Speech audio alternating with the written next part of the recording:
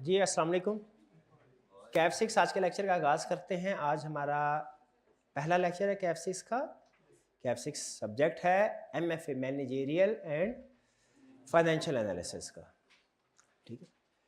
अच्छा, इससे पहले क्लास स्टार्ट होने से पहले आप लोगों के साथ शेयर करना चाहता हूँ। वैसे तो आपको पता ही होगा, लेकिन फिर भी एहतियातन बताना मेरा फ़र्ज़ है कि आई कैप की जो इस वक्त पॉलिसी एप्लीकेबल है उसके मुताबिक कैफ 6 का एग्ज़ाम देने के लिए CAF 3 cost and management counting CMA pass होना ज़रूरी है। तो इसलिए क्लास में ऐसे स्टूडेंट या ऑनलाइन ऐसे स्टूडेंट्स तो होने चाहिए जिनका सीएमए पास हो चुका है, या ऐसे स्टूडेंट होने चाहिए जिन्होंने सीएमए का पेपर दिया हुआ है। ऐसा कोई एक स्टूडेंट भी नहीं होना चाहिए जिसने सीएमए का पेपर ना तो पास किया है और ना ही इस अटेम्प्ट में दिया है। हाँ, आई कैप की कुछ एक्सेप्शंस होती हैं, तो शायद उसमें अगर वो किसी एक्सेप्शन में फॉल करता है, जैसे वो लास्ट ईयर है या इस तरह की आई कैप बाज़ का समटाइम कोई एक्सेप्शन रिलैक्सेशन देता है, वो एक अलग बात है। लेकिन कैफ 6 का पेपर देने के लिए कैफ 3 पास होना जरूरी, ये ज़हन में रखिएगा। ठीक है, तो जो स्टूडेंट्स कैफ 3 का पेपर दे चुके हैं, उम्मीद है कि पास कर लेंगे। हाँ जी, वो बिल्कुल कंटिन्यू करें। अच्छा, आज की क्लास हमारी ओरिएंटेशन की क्लास है। इसमें हम इस सब्जेक्ट के बारे में बात करेंगे। कुछ थोड़ा सा एक आधा मिनट इंस्ट्रक्टर की ओरिएंटेशन पे होगा, और बाकी हम इस क्लास में डिस्कस करेंगे कि ये सब्जेक्ट की नेचर क्या है और हम इस सब्जेक्ट को कैसे लेके चलेंगे, हमारी प्लानिंग क्या होगी। ठीक है, तो सबसे पहले इंस्ट्रक्टर इंट्रोडक्शन। मेरा नाम मोहम्मद आसिफ है और तकरीबन 15 साल से मैं टीचिंग प्रोफेशन में हूँ। क्वालिफ़िकेशन है फेलो मेंबर एफसीए। ये तो मेरा ख्याल है इंस्ट्रक्टर का इंट्रोडक्शन इतना काफ़ी है। अब चलते हैं सब्जेक्ट के इंट्रोडक्शन की तरफ। इस सब्जेक्ट की नेचर को समझिएगा, क्योंकि किसी भी सब्जेक्ट को पढ़ने से पहले ज़रूरी होता है कि हम उस सब्जेक्ट की नेचर को समझें। ये सब्जेक्ट है मैनेजेरियल एंड फाइनेंशियल एनालिसिस। इसका मतलब है सब्जेक्ट के टाइटल से ही आपको ये बात अंदाज़ा हो गया होगा कि इस एक सब्जेक्ट के दो हिस्से हैं, एक मैनेजेरियल और एक फाइनेंशियल। अगर हम स्टूडेंट लैंग्वेज में बात करें तो मैनेजेरियल होगा थियरी वाला हिस्सा और फाइनेंशियल होगा न्यूमेरिकल वाला। ठीक है, तो इसमें हम, इसका मतलब है कुछ पोर्शन तकरीबन 50% के करीब हमारा जो सिलेबस है वो मैनेजेरियल पोर्शन के ऊपर है और 50% के करीब सिलेबस हमारा फाइनेंशियल में से है। लेकिन एक चीज़ ध्यान में रखिएगा, आई कैप फाइनेंशियल वाले पोर्शन में से भी समटाइम्स कुछ थ्योरी का क्वेश्चन सेट कर लेता है। जब हम डिफरेंट टॉपिक्स पढ़ रहे होंगे ना फाइनेंस के, उसमें पास्ट पेपर की प्रैक्टिस करेंगे तो आपको कुछ क्वेश्चन ऐसे मिलेंगे जिनमें वो आपसे कुछ कमेंट्स करने को कहेगा, कुछ सजेशंस देने को कहेगा। तो फाइनेंशियल वाले पोर्शन में भी थ्योरेटिकल क्वेश्चन हो सकता है। और इसी तरह चंद एक केस स्टडीज़ हैं जिनमें आपको मैनेजेरियल के पोर्शन में भी कुछ कैलकुलेशंस करनी पड़ेंगी, कुछ परसेंटेजेस कैलकुलेट करनी होती है, कंपैरिजन करना होता है कि ये परसेंटेज छोटी है कि ये परसेंटेज छोटी है, ये कंपैरिजन करना होता है। उसके लिए कुछ बेसिक स्किल्स फाइनेंस की या मैथ की आपकी मैनेजेरियल वाले पोर्शन में भी टेस्ट होंगी, फाइनेंस में एक्सटेंसिव टेस्टिंग होगी, और इसी तरह जो आपके थ्योरेटिकल कंसेप्ट्स हैं मैनेजेरियल में उसकी एक्सटेंसिव टेस्टिंग है, लेकिन फाइनेंस के टॉपिक्स में भी उसकी कुछ टेस्टिंग हो सकती है। बहरहाल ओवरऑल अगर आप पेपर का एनालिसिस करेंगे, हमारे पेपर के दो हिस्से होते हैं, फाइनेंस का, मैनेजेरियल का। तकरीबन वेटेज दोनों की होती है 50%, 50-50%। ऑब्जेक्टिव क्या है? ऑब्जेक्टिव सुनिएगा, सब्जेक्ट का नाम क्या है? Managerial and financial analysis. Objective क्या है? To enable you to consider financial as well as non financial factors in business decision making. यानी हम अपनी जिंदगी में बहुत से डिसीजंस करते हैं, पर्सनल लाइफ में भी डिसीजन करते हैं, जाहिर है प्रोफेशनल लाइफ में भी बहुत से डिसीजन करेंगे। ये सब्जेक्ट आपको सिखाता है कि आपने जब कभी भी डिसीजन मेकिंग करनी है, चाहे पर्सनल लाइफ में, पर्सनल लाइफ के डिसीजन को तो डिस्कस नहीं करेगा ये, बिजनेस डिसीजन को डिस्कस करेगा। तो प्रोफेशनल लाइफ में जो आपने डिसीजन करने हैं उनमें फाइनेंशियल फैक्टर्स को भी कंसीडर करना है और नॉन फाइनेंशियल फैक्टर्स को भी कंसीडर करना है। और आप चाहे इसको एक्टिवली आप रिकॉग्नाइज करें या ना करें, लेकिन आप नॉन फाइनेंशियल फैक्टर्स को भी डिफरेंट डिसीजन में कंसीडर करते हैं। इस सब्जेक्ट में सिर्फ आपको वो सिखाएगा एक कुछ थ्योरीज के जरिए उनको फॉर्मली कैसे आपने कंसीडर करना है वो सिखाएगा। यानी इस सब्जेक्ट का मकसद क्या है, आपको डिसीजन मेकिंग सिखाना और उस डिसीजन मेकिंग करते हुए फाइनेंशियल फैक्टर्स को भी कंसीडर करना है, नॉन फाइनेंशियल फैक्टर्स को भी कंसीडर करना है। होगी सारी डिसीजन मेकिंग, आप देखेंगे चाहे फाइनेंशियल है या नॉन फाइनेंशियल के क्वेश्चंस होंगे, अक्सर क्वेश्चन की रिक्वायरमेंट में वो आपसे कुछ ना कुछ सजेशंस मांगेगा, कुछ ना कुछ डिसीजंस मांगेगा कि बताइए इस सिचुएशन में क्या करना चाहिए, फैसला कीजिए। तो फाइनेंशियल फैक्टर्स को भी कंसीडर करना है और नॉन फाइनेंशियल को। मैं आपसे एक छोटा सा क्वेश्चन करता हूं, फर्ज कीजिए आपको ऑफर हुई किसी जगह जॉब की, करंटली आप एक जगह पे जॉब कर रहे हैं 1 लाख पर मंथ में, एक दूसरी जगह से जॉब की ऑफर हुई 1,50,000 की, क्या आप एक्सेप्ट कर लेंगे? क्यों एक्सेप्ट नहीं करेंगे? हाँ, आप सिर्फ अगर तो आप फौरी तौर पे यस कर देते हैं, इसका मतलब है आपने सिर्फ फाइनेंशियल फैक्टर्स को कंसीडर किया। हालांकि इसमें नॉन फाइनेंशियल फैक्टर्स भी कंसीडर किए जाते हैं। जैसे एक बड़ा फैक्टर होता है उस जगह पे जो बॉस है आपका, उसकी तबीयत किस तरह की है, ठीक है, काम से अमूमी तौर पे प्रॉब्लम नहीं होती वर्कर्स को, बॉस की एटीट्यूड से प्रॉब्लम होती है। आप देखेंगे वहाँ पे वर्किंग आवर्स कैसे हैं, एनवायरनमेंट कैसा है काम करने का, आपकी कैरियर ग्रोथ उसमें होगी कि नहीं होगी, ठीक है। बाज़ औक़ात ऐसा होता है कि कैरियर ग्रोथ ना हो तो इनिशियली आपको लग रहा है जॉब बड़ी इंसेंटिव वाली है, लेकिन बाद में आपको लगता है कि नहीं ये तो अच्छी जॉब नहीं थी, ठीक है। तो आपने सैलरी के साथ कैरियर ग्रोथ को भी देखते हैं। तो फाइनेंशियल और नॉन फाइनेंशियल फैक्टर्स दोनों को कंसीडर करना चाहिए। जैसे सम टाइम फॉरेन कंट्री से जॉब्स की ऑफर होती है, तो कुछ लोग ऐसे भी होते हैं जो कि हालांकि पाकिस्तान की निस्बत ज़्यादा सैलरी मिल रही होती है, लेकिन वो कहते हैं सर हम अपनी फैमिली से दूर नहीं जा सकते, ठीक है। कुछ की प्रेफरेंस होती है, कुछ की प्रेफरेंस नहीं होती, कुछ डिसीजन कर भी लेते हैं, ये पर्सन टू पर्सन वेरी करता है। तो क्या आप समझते हैं कि हमें अगर फॉरेन कंट्री में मूव करना है, तो वहाँ से कोई जॉब ऑफर आई है, तो उसका डिसीजन करते हुए सिर्फ फाइनेंशियल फैक्टर को कंसीडर करना चाहिए कि नॉन फाइनेंशियल को भी? नॉन फाइनेंशियल को भी। चलिए ये तो एक पर्सनल लेवल की एग्जांपल होगी, कुछ थोड़ा बिजनेस की एग्जांपल भी डिस्कस करते हैं। वो कहता है failure of McDonald's in India. McDonald's के कुछ डिफरेंट प्रोडक्ट्स है, रीजन वाइज प्रोडक्ट्स वो लॉन्च करते हैं, तो उनका जो बर्गर है, ठीक है, जो मैक बर्गर, वो हाँ वो पूरी दुनिया में उनका बर्गर जो है वो हॉट सेलर है, लेकिन जैसे ही वो उन्होंने इंडिया में लॉन्च किया जो बीफ बर्गर था, वो टोटली फ्लॉप हुआ। ना सिर्फ फ्लॉप हुआ बल्कि लोगों ने उसके खिलाफ एहतजाज करना भी शुरू कर दिया। गैस कर सकते हैं क्यों? हाँ, क्योंकि वो इंडिया में उनके लिए जो गौ माता है वो मुकद्दस है उनके लिए, ठीक है। तो मुझे बताइए, अब इसका मतलब ये हुआ कि जो उस वक्त का सीएफओ था उसने फाइनेंशियल बेसिस पे तो इसको डिसीजन किया, उसने कैलकुलेशन में कंसीडर किया होगा भाई हमारा बर्गर बनेगा कितने का, यहाँ पे सेल कितने का होगा, हमने जो फ्रेंचाइज वगैरह यहाँ फॉर एग्जांपल जो हमने आउटलेट्स रेंट पे लेनी है उनका रेंट क्या होगा, सारी उसने बजटिंग कैलकुलेशन की होगी, लेकिन वो एक नॉन फाइनेंशियल फैक्टर कंसीडर करना भूल गया, ठीक है, जिसकी वजह से कंपनी को सिग्निफिकेंट लॉस हुआ। तो क्या आप समझते हैं कि बिजनेस डिसीजन करते हुए फाइनेंशियल के साथ नॉन फाइनेंशियल फैक्टर्स को भी कंसीडर करना चाहिए? क्या आप समझते हैं कि आई कैप को इस सब्जेक्ट में फाइनेंशियल के साथ मैनेजेरियल फैक्टर्स जो कंसीडर करने हैं वो भी आपको सिखाने चाहिए? बिल्कुल सिखाने चाहिए। एक और एग्जांपल लेते हैं, और एग्जांपल यूएसए और European union on GM food. GM foods कहते हैं जेनेटिकली मॉडिफाइड फूड्स, यानी ऐसे एग्रीकल्चर प्रोडक्ट्स जिनके डीएनए को चेंज कर दिया जाता है, ताकि जो नेचुरल डीएनए होता है उसको चेंज कर दिया जाए ताकि उनमें बीमारियों के खिलाफ लड़ने की कुव्वत मुदाफ़ियत बढ़ सके, ताकि उनकी प्रोडक्शन बढ़ाई जा सके।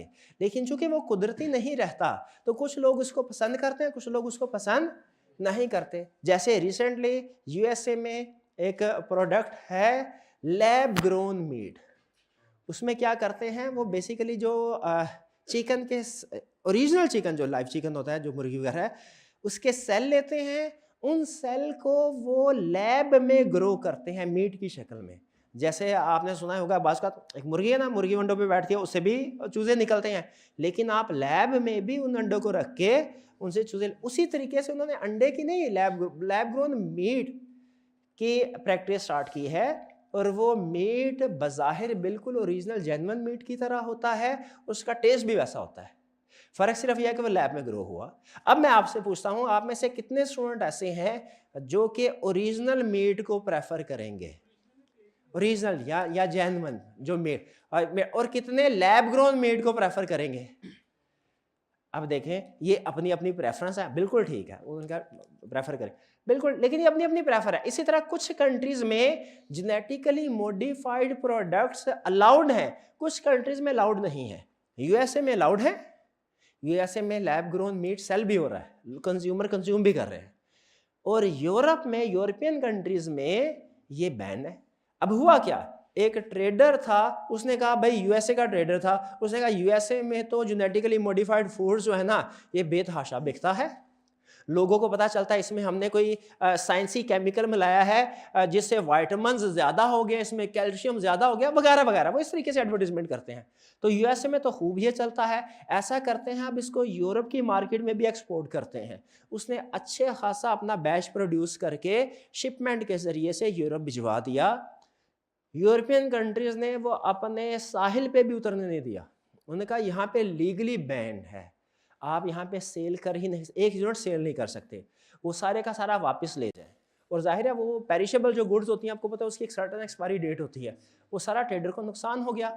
आपके ख्याल में इस नुकसान की रीज़न क्या थी? क्या इसने अपनी cost, sale price, foreign currency translation वगैरह ये सारी कैलकुलेशन नहीं की होगी? बिल्कुल की होगी। वो किस चीज़ को भूल गया? नॉन फाइनेंशियल फैक्टर, यहाँ पे लीगल फैक्टर्स को कंसीडर करना भूल गया। तो आप एग्री करते हैं कि हमें बिजनेस डिसीजन करते हुए जिस जगह पे बिजनेस कर रहे हैं वहाँ पे फाइनेंशियल के साथ साथ नॉन फाइनेंशियल फैक्टर्स को भी कंसीडर करना चाहिए, बिल्कुल करना चाहिए। ठीक है, जिस तरह ये जो अमूमी तौर फर्ज कीजिए ऑनलाइन गेम्स हैं, आप क्या ऐसी कंट्री में ऑनलाइन गेम्स की एडवर्टीजमेंट करेंगे जहाँ पे अभी तक 4G ही नहीं पहुंचा? अगर आपने कहा भाई हमारी कंट्री में, फर्ज कीजिए डेवलप कंट्री में रहता है, हमारी कंट्री में तो ऑनलाइन गेम्स का बड़ा ट्रेंड है टीनेजर्स में, तो ऐसा करते हैं हम, इसे फॉर एग्जांपल है, मिसाल के दे रहा हूँ सिर्फ समझाने के लिए, अफगानिस्तान में भी प्रमोट करते हैं। तो क्या वहाँ पे फर्ज कीजिए कि अभी 3G चल रहा है, 2G चल रहा है, 3G 4G नहीं चल रहा। ऑनलाइन गेमिंग में आपको पता है इंटरनेट की स्पीड आपको हाई चाहिए होती है। तो क्या वहाँ पे ये सक्सेसफुल होंगी प्रोडक्ट्स? नहीं होंगी। आपने चाहे अपनी एडवर्टीजमेंट की वहाँ पे जो आपके कस्टमर हो सकते हैं उनकी कैलकुलेशन सारी कर ली हो, लेकिन आप टेक्नोलॉजिकल फैक्टर कंसीडर करना भूल गए।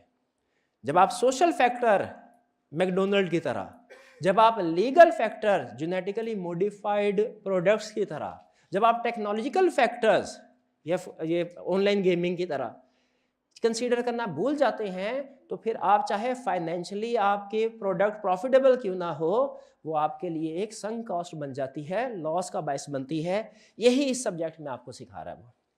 इसी तरह पाकिस्तान में और एग्जांपल नेशनलाइजेशन किया है।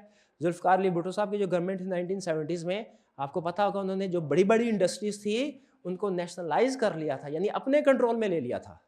अब जो बिजनेसमैन होता है ना, वो कैपिटलिस्ट इकोनॉमी को पसंद करता है। कैपिटलिस्ट इकोनॉमी समझते हैं क्या है? फ्री मार्केट, जिसमें वो अपनी मर्जी से कोई रोक टोक करने वाला ना हो। ये जो कमांड इकोनॉमी कहलाती है, प्लान इकोनॉमी कहलाती है, तो एक्सट्रीम एग्जांपल है। बिजनेसमैन कहता है भाई इसमें हमने अपनी मेहनत से साल साल करके एक फैक्ट्री खड़ी की है, अब हमारा प्रॉफिट कमाने का काम है, तो गवर्नमेंट कह रही है प्रॉफिट ना कमाओ, अगर प्रॉफिट कमाया, प्राइस हाई की, तो हम आपकी फैक्ट्री को अपने कब्जे में ले लेंगे, तो फायदा क्या हुआ हमें पहले बताते हैं। अब वो एक डिसीजन जो आज से 50 साल पहले हुआ है, मुझे बताइए आज भी जब कोई बिजनेसमैन इंटरनेशनल पाकिस्तान में इन्वेस्टमेंट करने का सोचेगा, उसके जहन में वो एग्जांपल होगी कि पाकिस्तान की गवर्नमेंट ये काम भी कर सकती है। तो आपके ख्याल में इंटरनेशनल जो, चाहे यहाँ पे डिमांड है, लेकिन क्या इंटरनेशनल इन्वेस्टर यहाँ पे आएगा? वो नहीं आएगा। वो कहेगा भाई इसके साथ ही हम, इंडिया है, इंडिया में चले जाते हैं, यहाँ फॉर एग्जाम्पल चाइना है, चाइना में जाके हम बिजनेस स्टार्ट करते हैं। तो ये ऐसे फैक्टर्स हैं, ये पॉलिटिकल फैक्टर की एग्जाम्पल है। तो मैंने आपको फाइनेंशियल फैक्टर्स तो आप सीख चुके हैं, अकाउंटिंग में आप सीखते हैं, कॉस्ट में आप सीखते हैं, यहाँ पे भी सीखेंगे। लेकिन याद रखिए हमेशा फाइनेंशियल फैक्टर्स के साथ साथ हमने बिजनेस करते हुए नॉन फाइनेंशियल फैक्टर्स को भी कंसीडर करना है। नॉन फाइनेंशियल फैक्टर्स क्या होते हैं? नॉन फाइनेंशियल फैक्टर्स हैं सोशल फैक्टर्स या religious factors. Social factors, technological factors, legal factors, political factors, ये हैं नॉन फाइनेंशियल। ठीक है, जिसे एक थ्योरी है पेस्टल एनालिसिस, उसमें हम स्टडी करेंगे। फिर से बताइए, देखिए बार बार पूछ रहा हूं, इसका मतलब है कंसेप्ट अहम है। क्या बिजनेस डिसीजन करते हुए सिर्फ फाइनेंशियल फैक्टर को कंसीडर करना है या नॉन फाइनेंशियल को भी? नॉन फाइनेंशियल को भी। यही फर्क है सीएफओ और सीईओ में। सीएफओ बिजनेस डिसीजन करते हुए, कैलकुलेशन करते हुए सिर्फ फाइनेंशियल फैक्टर्स को कंसीडर करता है, जबकि सीईओ फाइनेंशियल और नॉन फाइनेंशियल फैक्टर्स दोनों को कंसीडर करता है। वो एक क्लासिक एग्जांपल है कि किसी जगह पे सीएफओ सीईओ बैठे हुए थे, सीईओ ने कहा चलो भाई बजट अप्रूव करो, इस दफा हम अपनी एम्प्लॉइज की ट्रेनिंग करेंगे, हैवी बजट अप्रूव करो। सीएफओ ने कहा सर अगर हमने हाई ट्रेनिंग करवा दी एम्प्लॉइज की और वो हमें छोड़ के चले गए तो? ये सीएफओ की सोच है, वो खर्चे पे सोचता है ना कि इतना खर्चा किया। देखिए उसका कंसर्न भी उसकी पोजीशन के लिहाज से जेन्युइन है। भाई हाई कॉस्ट पे ट्रेनिंग करवाई एम्प्लॉइज की और एम्प्लॉय छोड़ के चले गए तो? सीईओ ने कहा ये ना सोचो, बल्कि ये सोचो अगर हमने उनकी ट्रेनिंग नहीं की और वो हमारे साथ रहते हैं तो फिर वो गलतियां करेंगे, प्रोडक्शन में फॉल्ट आएगा, बिजनेस में नेगेटिव इंपैक्ट आएगा। ये है फर्क सीएफओ और सीईओ की सोच में। तो जहां तक मेरी अंडरस्टैंडिंग है कि आपने सिलेबस में नहीं लिखा, लेकिन मेरा ख्याल ये है इस सब्जेक्ट के जरिए वो आपको सीईओ की पोजीशन के लिए तैयार करना चाह रहा है कि आप सीएफओ बन के ना सोचें, बल्कि किसी कंपनी का सीईओ चीफ एग्जीक्यूटिव ऑफिसर बन के सोचें, जिसने कंप्लीट पर्सपेक्टिव का एनालिसिस करके डिसीजंस करने हैं। कौन सी प्रोडक्ट लॉन्च करनी है, कब करनी है, कब एडवर्टीजमेंट करनी है, किस जगह पे इन्वेस्टमेंट करनी है, वगैरह वगैरह। ठीक है जी। तो इस सारे सब्जेक्ट इंट्रोडक्शन से एक चीज ध्यान में रखिएगा, इसमें आप फाइनेंशियल फैक्टर्स भी सीखेंगे डिसीजन के, और जो डिसीजन को नॉन फाइनेंशियल फैक्टर्स इफेक्ट करते हैं वो भी सीखेंगे। इसीलिए सब्जेक्ट के दो हिस्से हैं, एक पार्ट ए, एक पार्ट बी। ठीक है, जो एक पार्ट है टोटल आपके तकरीबन मेरे ख्याल है 16 चैप्टर्स है गालबन, या 15 है, 16 चैप्टर। इसमें चैप्टर 1 से लेके चैप्टर 9 तक जो चैप्टर्स हैं आपके वो मैनेजेरियल पोर्शन के हैं, और जो चैप्टर 10 से ऑनवर्ड 16, चैप्टर 10 टू 16 7 चैप्टर्स हैं, ये चैप्टर्स आपके फाइनेंशियल पोर्शन के हैं। लेकिन ये ना समझेगा एक तरफ 9 चैप्टर वो भी 50 नंबर के, एक तरफ 7 चैप्टर वो भी 50 नंबर के, ये तो बैलेंस नहीं है। ये बैलेंस नहीं है इसलिए कि जो 7 चैप्टर्स है ना फाइनेंस वाले 9 से 16, इनमें प्रैक्टिस आपको ज्यादा करनी पड़ती है। न्यूमेरिकल क्वेश्चन है, चैप्टर्स कम है, सफे देखेंगे, कंसेप्ट्स देखेंगे, इसमें कंसेप्ट्स ज्यादा है, कैलकुलेशन ज्यादा है। लेकिन गुड थिंग आपके लिए ये है कि बहुत से कंसेप्ट्स आप ऑलरेडी पढ़ चुके हैं। कॉस्ट की वजह से एक फायदा हुआ, एक नुकसान हुआ। हम एमएफए के टीचर्स को कॉस्ट की रिक्वायरमेंट आने की वजह से एक फायदा हुआ, एक नुकसान हुआ। नुकसान क्या हुआ भला? स्टूडेंट्स कम है। भाई वो जहां पे रिस्ट्रिक्शन लगा देना, असूल याद रखिएगा, जिस बिजनेस में जितनी ज्यादा लीगल रिक्वायरमेंट्स ऐड कर देंगे ना, बिजनेस करना उतना ही मुश्किल हो जाता है। ये पूरी दुनिया में असूल है।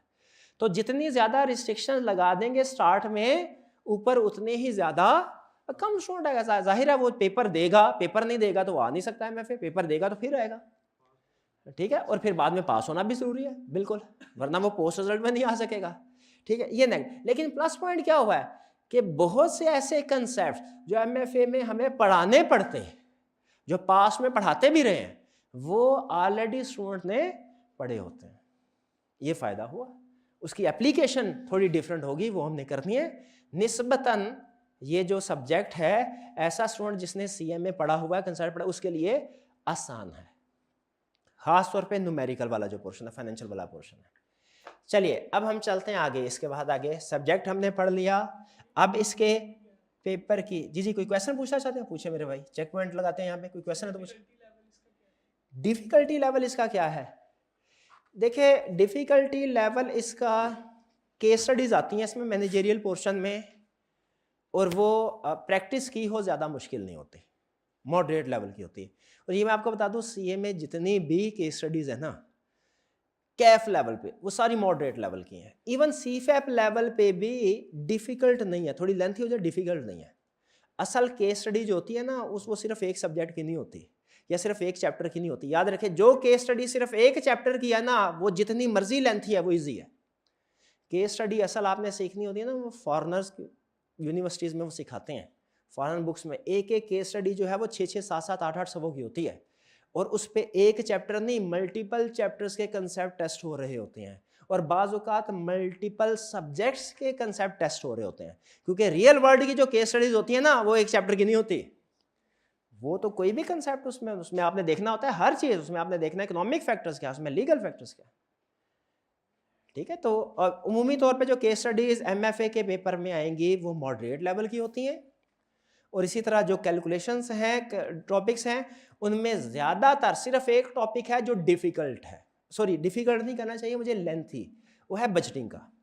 बजटिंग के अलावा जितने भी टॉपिक्स हैं वो भी मॉडरेट लेवल के, ये आप खुद फील करेंगे, बल्कि इस बात को चाहे नोट कर लीजिए, बाद में इसको वेरीफाई कर लीजिएगा। बजटिंग के टॉपिक में कैलकुलेशंस ज़्यादा है, कैलकुलेशन ही कैलकुलेशंस हैं, कैलकुलेशन को निकाल दे, बजटिंग में कुछ भी नहीं है। बजटिंग ऐसे ही है जैसे आप इनकम स्टेटमेंट प्रिपेयर करनी है आपने, ठीक है, लेकिन उसमें कैलकुलेशन ज़्यादा होती हैं, और बजटिंग के अलावा जो टॉपिक्स हैं वो इतने लेंथी नहीं है उसे। लेकिन या एक टेक्निक याद रखिएगा, फाइनेंस वाले पोर्शन में बता रहा हूँ, एक टेक्निक, अगर आप एक स्टैंडर्ड फॉर्मेट बना के चलेंगे आपके लिए फाइनेंस का पोर्शन आसान है। अगर आप उसके हर क्वेश्चन को देख के डिसाइड करेंगे इसका फॉर्मेट क्या होना चाहिए, आपके लिए टॉपिक मुश्किल हो सकता है। याद रखिए, हमारी कोशिश ये होगी और या फील करेंगे, आपको जो मैं फॉर्मेट बताऊंगा ना किसी टॉपिक का, जैसे फॉर एग्जांपल वर्किंग कैपिटल का, जैसे इन्वेस्टमेंट अप्रेजल का, वो हो सकता है आई कैप की बुक में जो फॉर्मेट दिया गया है उससे लेंथी हो। आप कहें सर तो आप तो मुश्किल करवा रहे हैं, मैं कहूँगा ये लेंथी है, लेकिन हम हर क्वेश्चन में यही फॉर्मेट यूज करेंगे। आई कैप का फॉर्मेट छोटा जरूर है, लेकिन अगला क्वेश्चन आया ना, इसका फॉर्मेट बदल जाएगा। तो एग्जाम में जाके आप ये डिसाइड करते रहेंगे इसका फॉर्मेट मैं क्या करूं, ये वाला फॉर्मेट से सॉल्व करूं इस वाले फॉर्मेट से, और अगर गलत फॉर्मेट सेलेक्ट कर लिया आगे जाके फंस जाएंगे आप। तो इसीलिए फाइनेंस के पोर्शन में की क्या है, सबसे अहम चीज क्या होगी, जो टॉपिक आपने प्रैक्टिस करना है, कोशिश करनी है उसका फॉर्मेट स्टैंडर्डाइज्ड हो, क्योंकि आपको एग्जाम में नहीं पता वो कौन सी एडजस्टमेंट पूछ सकता है और वो किस तरीके से आपने सॉल्व करनी है। स्टैंडर्डाइज फॉर्मेट थोड़े से लेंथी होते हैं, लेकिन जो कि हर क्वेश्चन उनमें फिट हो जाता है, फिट करना पड़ता है ना, तो जैसे डिफरेंट टाइप्स ऑफ क्वेश्चन आते हैं थोड़ा सा फॉर्मेट एक्सपेंड होता जाता है, लेकिन वो फॉर्मेट इंशाल्लाह ऐसा होगा कि आपके तकरीबन सारे क्वेश्चन इक्का दुक्का के अलावा, आपको पता है हर सब एक आधा क्वेश्चन ऐसा होता है जो हट के होता है, इंशाल्लाह सारे क्वेश्चन हो जाएंगे। ये चीज़ आप फील करेंगे प्रैक्टिस करते हुए कि हम क्वेश्चन जब बदलेगा हम अपना फॉर्मेट नहीं बदलेंगे, फॉर्मेट वही रखेंगे। अच्छा, नेक्स्ट स्टेप चलते हैं इस ग्रेड ऑफ पेपर।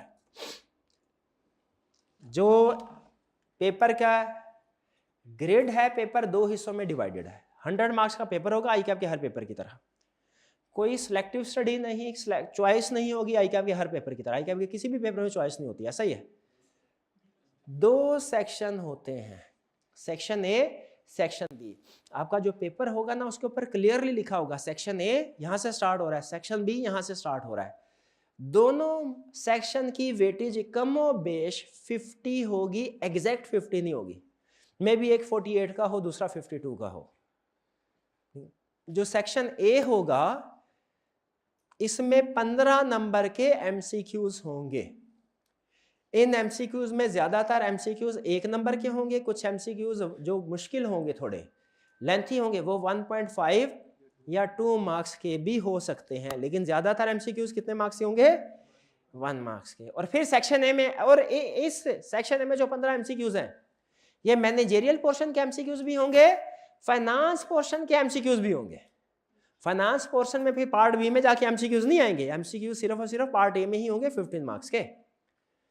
फिर इसके बाद पार्ट ए में क्वेश्चंस होंगे सारे के सारे मैनेजेरियल पोर्शन के, मैनेजेरियल पोर्शन, उसमें ज्यादातर केस स्टडीज होंगी, कभी कभार कुछ रिप्रोडक्शन के क्वेश्चन भी होते हैं। ज्यादातर केस स्टडीज होंगी, कभी कभार कुछ रिप्रोडक्शन के क्वेश्चंस भी होते हैं। फिर उसके बाद पार्ट बी में फाइनेंस पोर्शन है, इसमें न्यूमेरिकल क्वेश्चंस होंगे। ठीक है, ज़्यादातर न्यूमेरिकल क्वेश्चंस होंगे, कभी कभार वो थ्योरेटिकल कंसेप्ट भी टेस्ट कर लेता है फाइनेंस वाले पोर्शन में। तो ये टोटल 100 मार्क्स का पेपर होगा, 15 नंबर के एमसीक्यूज होंगे, ठीक है, फिर होंगे हमारा मैनेजेरियल पोर्शन और फिर उसके बाद फाइनेंशियल। पार्ट ए और पार्ट बी दोनों के टोटल 100 मार्क्स हैं, लेकिन जब इंडिविजुअली कैलकुलेट करेंगे हो सकता है एक पार्ट के कोई 52 आए, 51, 53 आए, दूसरे पार्ट के 48, 47 या 49 आए, एक 2-3 नंबर आगे पीछे हो सकते हैं। यह है पेपर का स्ट्रक्चर। मेजर टॉपिक्स जो आप सेक्शन ए में पढ़ेंगे, चैप्टर 1 to 9, तकरीबन 35 से 40 नंबर की केस स्टडीज आएंगी, ठीक है। कभी कभार रिप्रोडक्शन क्वेश्चन भी आ सकता है, लेकिन हमने केस स्टडी के लिए तैयार है ना, स्टूडेंट्स के लिए चैलेंजिंग केस स्टडी होती है। पेस्टल एनालिसिस का टॉपिक है, एक्सटर्नल एनालिसिस जिसमें पोर्टर 5 फोर्सेस हैं, बीसीजी मैट्रिक्स है, प्रोडक्ट लाइफ साइकिल के टॉपिक्स हैं। इंटरनल एनालिसिस, स्वॉट, value chain analysis, critical success factor, resources, competence और ethics in business. Ethics ICAP तकरीबन हर सब्जेक्ट में या ज़्यादातर सब्जेक्ट्स में ऐड कर रहा है। आपने अकाउंटिंग में भी एथिक्स का कोई ना कोई चैप्टर ज़रूर पढ़ा होगा, आपने शायद टैक्स में भी एथिक्स का चैप्टर पढ़ा होगा, इसके अलावा आप ऑडिट का सब्जेक्ट जब पढ़ेंगे उसमें भी एथिक्स का चैप्टर है, तो एमएफए में भी एथिक्स का चैप्टर है। अच्छा, अब जो मैं आपको एक रूल बता रहा हूँ कि जो मैनेजेरियल पोर्शन में टॉपिक्स शामिल किया उसने, वो क्या है। आपने अगर किसी भी कंट्री में जाके इन्वेस्टमेंट करनी है तो आप सबसे पहले मुझे बताइए, सिर्फ ये देखेंगे कि उस मार्केट में प्रोडक्ट की डिमांड क्या है, या कि ओवरऑल फैक्टर्स, इकोनॉमी का एनालिसिस भी करेंगे।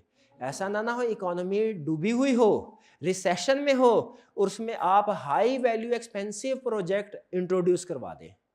जो इकोनॉमीज बूम पे होती है ना, उनमें लोग पैसे खर्च करते हैं, जो इकोनॉमी रिसेशन में होती है उसमें लोग पैसे खर्च नहीं करते।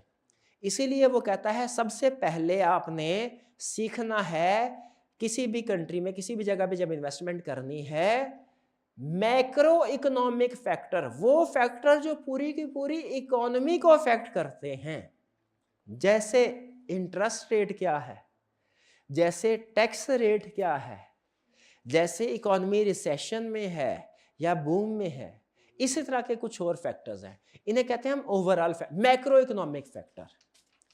मैक्रो इकोनॉमिक फैक्टर एनालाइज करना सिखाएगा स्टेप नंबर 1। जो थियरी हमें मैक्रो इकोनॉमिक फैक्टर्स को एनालाइज करने सिखाती है वो उसे हम कहते हैं पेस्टल एनालिसिस।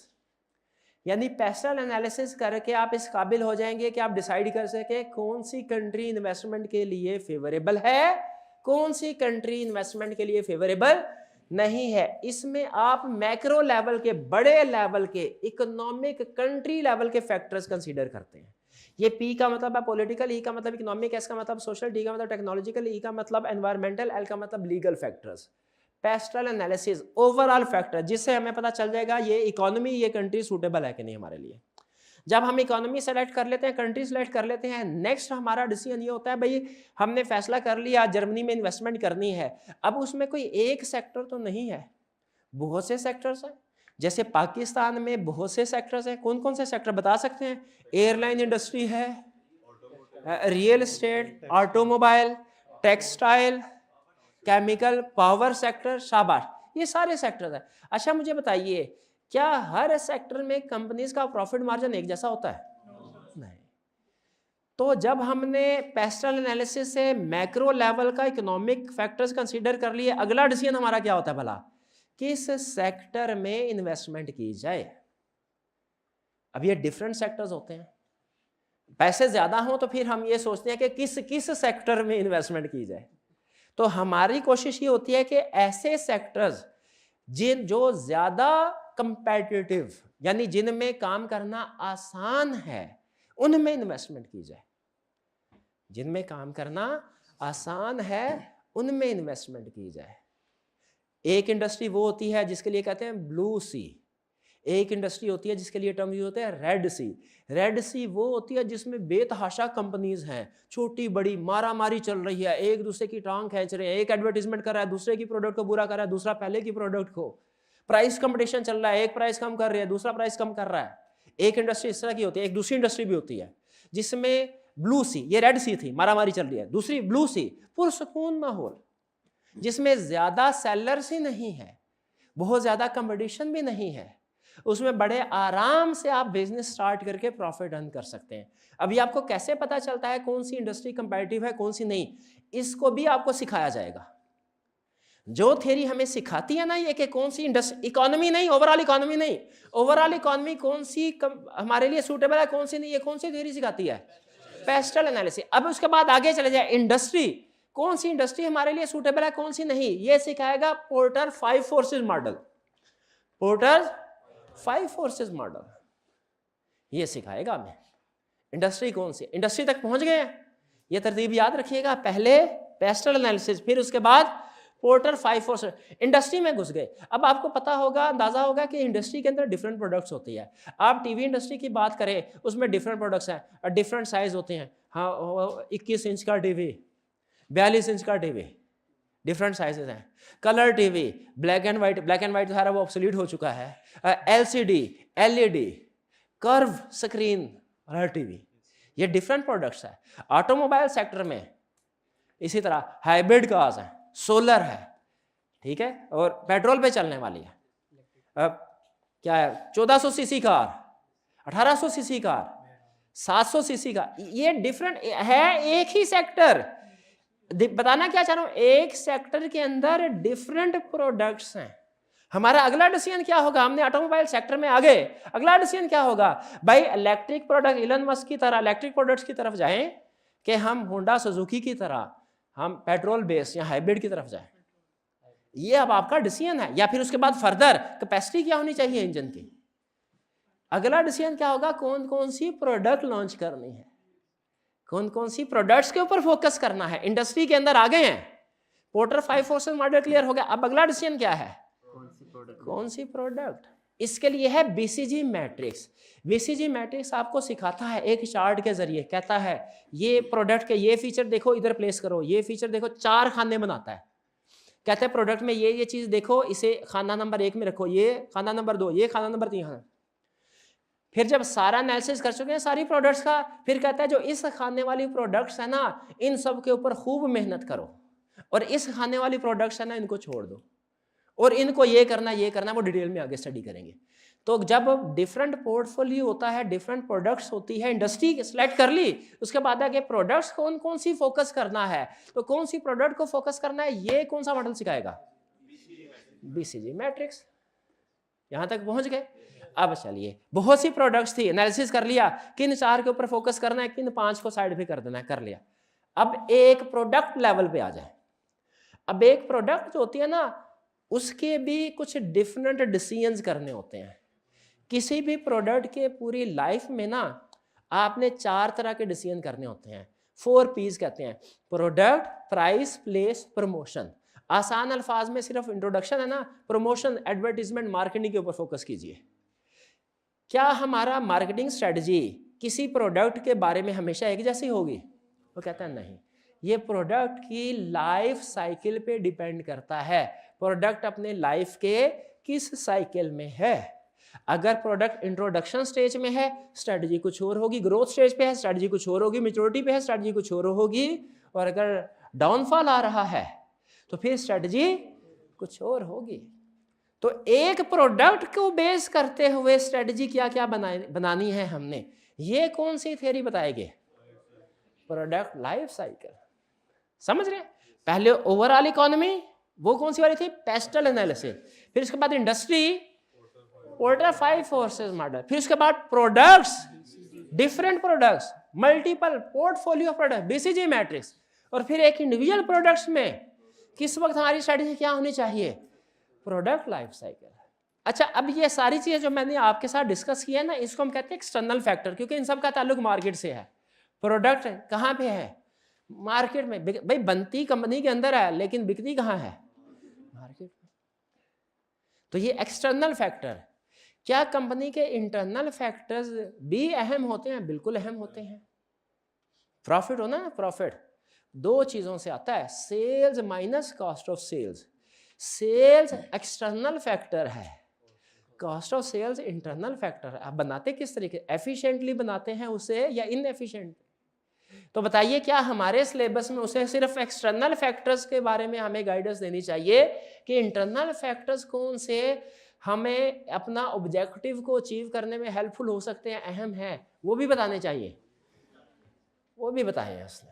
इसकी भी डिफरेंट थेरीज है, ठीक है, लेकिन इनका फोकस क्या होगा कंपनी के अंदर, इनका फोकस कंपनी के बाहर, और ये ओवरऑल पूरी कंट्री में।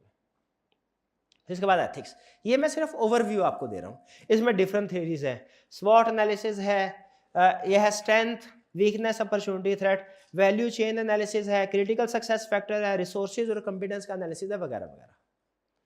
ये हम स्टडी करेंगे, हर एक का अलग अलग कंसेप्ट है, डिटेल में स्टडी। ये ओवरव्यू है, यानी समझ लीजिए कि पूरे मैनेजरियल पोर्शन में जो कुछ आप स्टडी करने जा रहे हैं उनके नाम आपको बता दिए। ये क्लियर हो गया, तकरीबन ये सारी थेरीज होंगी। एक छोटे छोटे कंसेप्ट्स और भी होंगे, जाहिर है वो पॉसिबल नहीं है, लेकिन मेन कंसेप्ट्स ये हैं। फिर अब हम आते हैं सेक्शन बी की तरफ। यह है numerical question, financial portion. Financial portion, financial decision, देखिए दुनिया में बड़े फाइनेंशियल डिसीजन दो ही होते हैं, बड़े फाइनेंशियल डिसीजन दो ही होते हैं। बीकॉम में हमारे एक टीचर थे, मुझे याद है, जब वो बैंक के फंक्शंस बताने थे तो उन्होंने आके एक लाइन ऐसी बोली, आज तक याद है।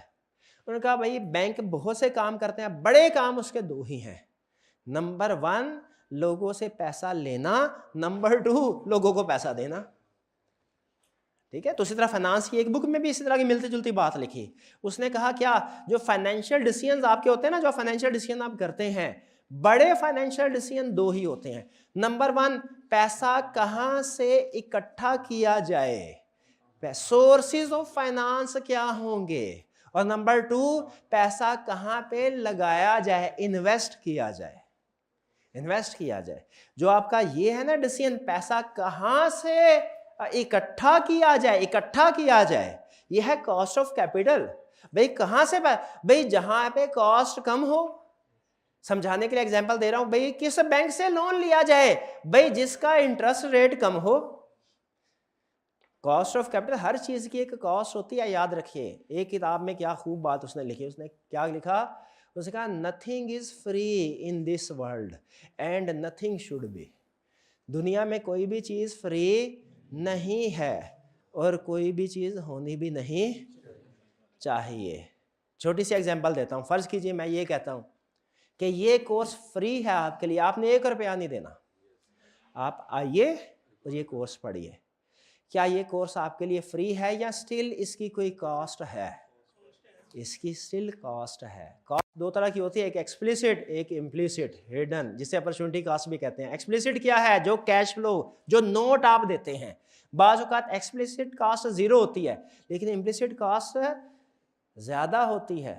आपने इस सब्जेक्ट के लिए 20,000 फीस दी है, लेकिन सिर्फ 20,000 आपकी कॉस्ट नहीं है, आपका वो टाइम जो 1.5 घंटा आप, और इसमें 15 कम से कम 15 मिनट घर से आने के और 15 मिनट घर से वापस जाने के, और 2 घंटे आपने डेली कमिट किए हैं, मुझे दिए हैं, तो 200 घंटे वो भी आपकी अपॉर्चुनिटी कॉस्ट है, वो भी आपकी कॉस्ट है। अगर ये मैं आपको फ्री भी पढ़ाऊं ना, आपने अपनी जिंदगी के 200 घंटे मुझे दिए हैं, अगर मैं आपको ठीक तरीके से नहीं पढ़ाता तो मैंने आपकी एक स्टूडेंट की जिंदगी के 200 घंटे ज़ाया किए हैं। क़यामत वाले दिन वो हिसाब लेगा मेरे से, ठीक है। और अगर स्टूडेंट जितने ज़्यादा है 200 से मल्टीप्लाई करते जाएं, ये भी कास्ट है। और सिर्फ कास्ट यही नहीं है, कास्ट यही नहीं है, पेट्रोल की कास्ट, शाबाश, और फिर आपके कैरियर प्रोग्रेशन की कास्ट।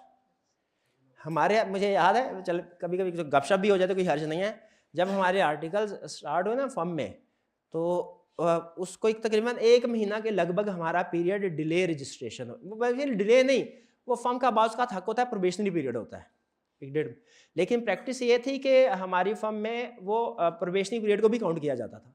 किसी वजह से हमारे बैच जो था उसका 1 महीना जो था वो प्रोबेशनरी पीरियड का नहीं, वो फर्म का हालांकि राइट होता है, पहले बेनिफिट मिलता था, नहीं दिया, फर्म का कोई फॉल्ट नहीं था इसमें, लेकिन हमें जाहिर टेंशन थी, तो हम बड़े परेशान। हमारे सीनियर कहते थे कि क्यों परेशान हो, कोई बात नहीं, 1 महीना ही है ना, वैसे भी आपने फारिग ही रहना था, अगर आर्टिकल्स ना मिलते, शुक्र करें आर्टिकल्स मिल गए, 1 महीना क्या भी गुजर जाएगा। मैं कहा आप ये वाला 1 महीना कंसीडर कर रहे हैं जो मैं इस वक्त हूं, है मेरी पोजीशन है, नहीं नहीं, मैं ये कंसीडर कर रहा हूं मेरी क्वालिफिकेशन 1 महीना लेट हो गई है। आप मेरी कॉस्ट कैलकुलेट कर रहे हैं, वो 1 महीने की कॉस्ट कैलकुलेट कर रहे हैं जो उस वक्त की होती है जो इस वक्त मैं बेरोजगार हूं, उस वक्त तो वाकई कोई कॉस्ट नहीं है। लेकिन अब मेरी 1 महीना क्वालिफिकेशन लेट हो गई, 1 महीना चार्टर्ड अकाउंटेंट मैं लेट बनूंगा, तो 1 महीना चार्टर्ड अकाउंटेंट कितनी सैलरी लेता है, मेरी असल कॉस्ट वो है। तो हिडन कॉस्ट ये होती है। आपका सिर्फ यहां पे आ जाना, फ्री में भी nothing is free in this world, दुनिया में कोई भी फ्री नहीं है। एक और जगह अजीब सी बात लिखी, उसने कहा when something is free you are the product. ठीक है, तो याद रखिएगा कॉस्ट होती। तो यहां पे क्या है, कॉस्ट ऑफ कैपिटल। क्योंकि आप कहेंगे सर जो शेयर होल्डर बैंक से लोन लिया उसकी कॉस्ट तो समझ आता है होती है, उसको इंटरेस्ट देते हैं। जो इन्वेस्टर शेयर होल्डर है उसको तो इंटरेस्ट नहीं देते। तो आप हमें इसमें यह सिखा रहे हैं कि शेयर्स की भी कॉस्ट होती है, लोन की कॉस्ट होती है, समझ आता है, इंटरेस्ट पे कर रहे हैं, शेयर्स की भी कॉस्ट होती है, क्योंकि शेयर की भी कॉस्ट होती है। क्योंकि जो शेयर होल्डर्स आपके पास पैसे लेके आ रहा है ना, वो अपने वो पैसे सेक्रीफाइस कर रहा है। जब वो बैंक में अगर जमा करवाता उसको इंटरेस्ट मिलता, तो उसकी एक्सपेक्टेशन होगी कि नहीं होगी कि बैंक अगर 9% उसको रेट ऑफ इंटरेस्ट दे रहा है, आपके पास पैसे लेके आया, कम से कम 9% तो उसको दीजिए। तो याद रखिए एक एक रुपया जो आप बिजनेस में इस्तेमाल करते हैं उसकी कॉस्ट होती है। इस चैप्टर में क्या सिखाएगा आपको, डिफरेंट कैपिटल की कॉस्ट कैलकुलेट करना, और फिर कहेगा कौन से वाला कैपिटल इस्तेमाल करना है भला, जिसकी कॉस्ट कम हो। यह है पैसा कहां से उठाना है जिसकी कॉस्ट कम हो। अब इससे पहले हम कॉस्ट कैलकुलेट करेंगे, फिर उसके बाद ये डिसाइड करेंगे कि कौन से वाला उठाएं कैपिटल। इन्वेस्टमेंट अप्रेजल में क्या सीखेंगे, किधर लगाना है। इसमें आपको डिफरेंट प्रोजेक्ट्स बताएगा, कहेगा ये प्रोजेक्ट में लगाना है कि इस प्रोजेक्ट में लगाना। इन्वेस्टमेंट अप्रेजल है, ठीक है। इसमें हम सीखेंगे भाई, जाहिर है सीधा सा, एक तो सीधा सा असूल है क्या, उस प्रोजेक्ट में पैसे लगाएंगे जिसमें लगे कम और आए ज्यादा, रेवेन्यू ज्यादा हो कॉस्ट कम हो, सीधा सा असूल है। लेकिन इसमें कुछ कॉम्प्लेक्स सिचुएशन भी होती हैं, कुछ कॉम्प्लेक्स सिचुएशन भी होती हैं। इन्वेस्टमेंट प्रोजेक्ट में सीखेंगे। छोटी सी एग्जांपल, आपने मुझे बताना है मैं अक्लमंद हूं कि बेवकूफ हूं। सुन तो ले भाईजान, मैंने वॉइस रिकॉर्डर बाय करना है, वॉइस रिकॉर्डर कि भाई अगर कोई काम की बात हो रिकॉर्डिंग कर लूं, बाद में नोट कर लूं और अगले लेक्चर में काम आएगी। दो ऑप्शंस है, नंबर 1 ऑप्शन साथ की इलेक्ट्रॉनिक्स की दुकान है वहां से बाय कर लूं, नंबर 2 आधे घंटे के फासले पे हफीज सेंटर है वहां से बाय कर लूं। पास वाली दुकान से पता किया, उसने कहा सर 1500 में मिल जाएगा। हफीज सेंटर से पता किया, उन्होंने कहा सर 1000 में मिल जाएगा। मैंने 1500 से बाय कर लिया। कितने स्टूडेंट्स का ख्याल है गुड डिसीजन है, हाथ उठाइए। कितनों का ख्याल है बैड डिसीजन है? Good decision. ट्रांसपोर्टेशन का, शाबाश, एक तो ट्रांसपोर्टेशन कास्ट है, ये डिसीजन करते हुए आपने ट्रांसपोर्टेशन का, हालांकि आपने इनकर नहीं की, लेकिन डिसीजन करते हुए कंसीडर किया है। समझ रहे हैं बात को, इनकर नहीं किया, डिसीजन कर। 100 रुपया लगा लें, आगे चलें। टाइम बड़ी कास्ट भाई, वही 1 घंटा, आधा घंटा आने का, आधा घंटा जाने का, वही 1 घंटा अगर मैं कोई लेक्चर दे दूं, फर्ज कीजिए मुझे इसके फर्ज कीजिए 2000 में मिल रहे हो, तो मेरे लिए अब क्या बेहतर है, मैं वही 500 रुपया मैंने सेक्रीफाइस कर लिया, बल्कि 500 नहीं, 500 माइनस 100, 400, क्योंकि ट्रांसपोर्टेशन कास्ट भी तो बची है। लेकिन 400 सेक्रीफाइस करके मैंने 2000 कमा लिया। बताइए कौन सा डिसीजन बेहतर है? यही कंप्लेक्स डिसीजन आपसे करवाएगा, इंफॉर्मेशन देगा और आपको इस काबिल बनाएगा। देखिए आप किसी बंदे से पूछे ना, आम बंदे जिसने फाइनेंस नहीं सीखी हुई, फाइनेंस नहीं पढ़ी हुई, वो कहेगा भाई क्या बेवकूफ़ी है, फीस सेंटर जाना, उधर 500 रुपया सस्ता मिलेगा, क्योंकि वो उन फैक्टर को कंसीडर नहीं कर रहा जो हिडन है। आम बंदा डिसीजन मेकिंग करता है सिर्फ एक्सप्लिसिट कास्ट की बेस पे। आपको इन सब्जेक्ट्स में, कभी कॉस्ट काउंटिंग में, कभी फाइनेंशियल काउंटिंग में, कभी MFA में यही चीजें सिखाई जाती हैं कि आपने डिसीजन मेकिंग करते हुए किन किन फैक्टर्स को कंसीडर करना है। ठीक है जी, आगे चलते हैं। ये cost of capital investment appraisal समझ आ गया। कॉस्ट ऑफ कैपिटल, पैसा कहां से आएगा, इन्वेस्टमेंट अप्रेजल कहां पे लगाना है। फिर इसके बाद फाइनेंशियल रिस्क मैनेजमेंट। हर बिजनेस को कुछ रिस्क फेस करना पड़ते हैं, ठीक है, हर बिजनेस को कुछ रिस्क, वो रिस्क नॉन फाइनेंशियल भी होते हैं, फाइनेंशियल भी होते हैं। यहाँ पे नॉन फाइनेंशियल भी सिखाएगा आपको, फाइनेंशियल भी सिखाएगा। एग्जाम्पल में मैंने सिर्फ फाइनेंशियल रिस्क आपको बताया, लेकिन नॉन फाइनेंशियल भी हमारे सिलेबस में है, उनको कैसे हमने टैकल करना है। फाइनेंशियल रिस्क कौन से होते हैं? Commodity risk, interest rate risk, currency risk. अगर आपका बिजनेस ऐसा है, सेल परचेज कर रहे हैं, कमोडिटी रिस्क क्या है? सेल कर रहे हैं तो रिस्क क्या है कि सेल प्राइस कम हो जाएगी, सेल प्राइस कम हो जाएगी। ये ना हो भाई इस वक्त मुर्गी चिकन का रेट क्या है? 675 रुपए किलो लाहौर में। भाई अभी पोल्ट्री फार्म स्टार्ट करते हैं, अब पोल्ट्री फार्म जब तक वो मुर्गी बन के आई तब तक रमजान का सीजन गुजर गया, और फिर उसके बाद पता चला कि जी अब मुर्गी का रेट जो है वो कम हो गया है, वो 450 रुपये गया। भाई ऐसा होता है कि नहीं बाज़ औक़ात?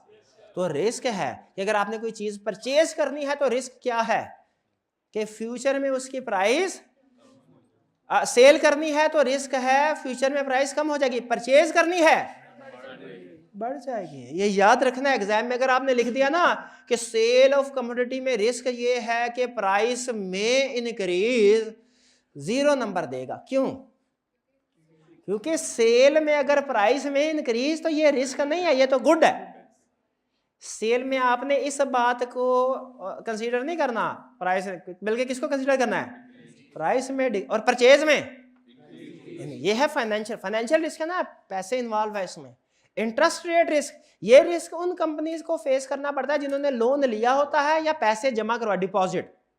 और अमूमी तौर पे आपको होता है कंपनी लोन लेती हैं, ठीक है, डिपॉजिट इंडिविजुअल करते हैं, कंपनीज लोन लेती हैं।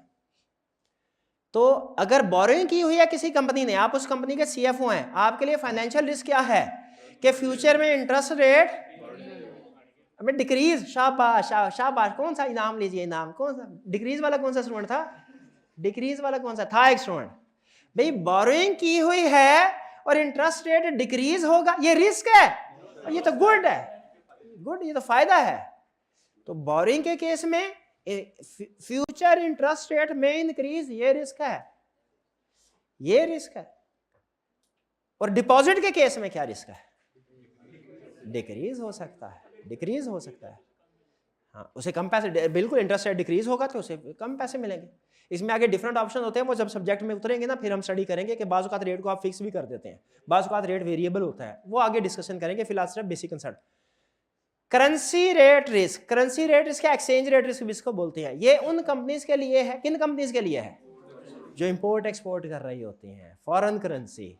अगर आपने फ्यूचर में अमाउंट पे करनी है तो डॉलर का एक्सचेंज रेट इंक्रीज रिस्क है, यानी डॉलर 500 पे चला जाए, आपने पेमेंट करनी है महीने बाद, और रिस्क क्या है? डॉलर 500 पे चला जाए, रिस्क है कि 200 पे चला जाए? 500 पे चला जाए।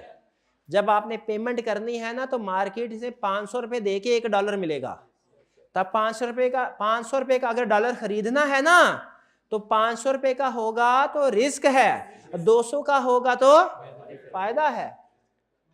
और अगर डॉलर बेचना होगा, हमने एक्सपोर्ट की है, उस बंदे ने कहा महीने बाद डॉलर भेजूंगा, अब हमारा रिस्क क्या है? डिक्रीज इन एक्सचेंज रेट के इंक्रीज, डिक्रीज। अब 200 का हुआ तो हमारे लिए good news bad news? Bad news. ये है करेंसी। तो इससे मुझे ये तो पता चल गया इन 3 एग्जांपल से, आपके लिए करेंसी एक्सचेंज रेट रिस्क मुश्किल साबित होने वाला है, इसकी प्रैक्टिस ज़्यादा करवानी पड़ेगी। बाकी 2 आप आसानी से समझ गए हैं। करेंसी एक्सचेंज रेट में थोड़ी है ना, ये मेरी रिस्क असेसमेंट होगी, कोई बात नहीं। आगे working capital management. Working capital पहले किया हुआ है आपने, वैसे वर्किंग कैपिटल समझते हैं किसको कहते हैं? किसको कहते हैं? Debtor, credit, current asset, current liability बोलना। करंट एसेट 2 हरफी बात कर, डेटर्स भी है, क्रेडिटर्स भी है, कैश भी है, इन्वेंट्री भी है, बिल्कुल ठीक कह रहे हो। करंट एसेट, करंट लायबिलिटी, चलो ये भी कह दिया, ये भी ठीक है। अच्छा अभी देखते हैं छोटा सा क्वेश्चन जिससे पता चलेगा आपकी वर्किंग कैपिटल मैनेजमेंट आपको आती है कि नहीं आती। एक कंपनी की बैलेंस शीट देखी, उसमें कैश है 100 मिलियन, दूसरी कंपनी की बैलेंस शीट देखी, उसमें कैश है 1 मिलियन। कौन सी कंपनी बेहतर है? कितने स्टूडेंट्स का ख्याल है पहली वाली कंपनी बेहतर है 100 मिलियन वाली? कितनों का ख्याल है दूसरी वाली बेहतर है? शाबाश, अच्छा मेरी एक्सपेक्टेशन नहीं थी। अमूमन जिसकी अकाउंटिंग अच्छी होती है ना, वो करंट रेशो निकाल निकाल के वो कहता है सर 100 मिलियन वाली बेहतर है, इसके पास ज़्यादा पैसे हैं, इसके पास ज़्यादा पैसे। और भाई ज़्यादा पैसे हैं बेकार पड़े हुए हैं, बेकार पड़े हुए हैं। मुझे बताइए वो 1 रुपया बेहतर है जो बिजनेस में लगा है, कि वो 100 रुपये बेहतर हैं जो घर में हमने गड़ा खोद के उसमें दबा दिए कि कभी जरूरत पड़ेगी तो कहाँ। कौन से बेहतर है? बिजनेस वाला जो बिजनेस में लगा है, बिजनेस में लगा है। 1 रुपया वो। हाँ एक और बात याद आ गई, एक और बात याद आ गई। हाँ क्या बात याद आ गई? ना वासिफ अली वासिफ साहब की बात है, कहते हैं पैसे, ये कुछ बातें ऐसी है किताबों में नहीं सिखाई जाती, ये जो दूसरे लोग होते हैं ना अपनी अपनी, ये हमें सिखाते। कहते हैं पैसे की अफादियत खर्च करने में है। पैसा आपको फायदा कब देगा? खर्च करेंगे। 100 रुपया घर में संभाल के रख लिया कोई फायदा नहीं है, 1 रुपया खर्च कर लिया, इंसान का वही माल है ना, जो उसने पहन लिया खा लिया, वही माल है, खर्च कर लिया आगे पहुंचा दिया, वही उसका माल है। हाँ तो वर्किंग कैपिटल मैनेजमेंट में यही सीखेंगे।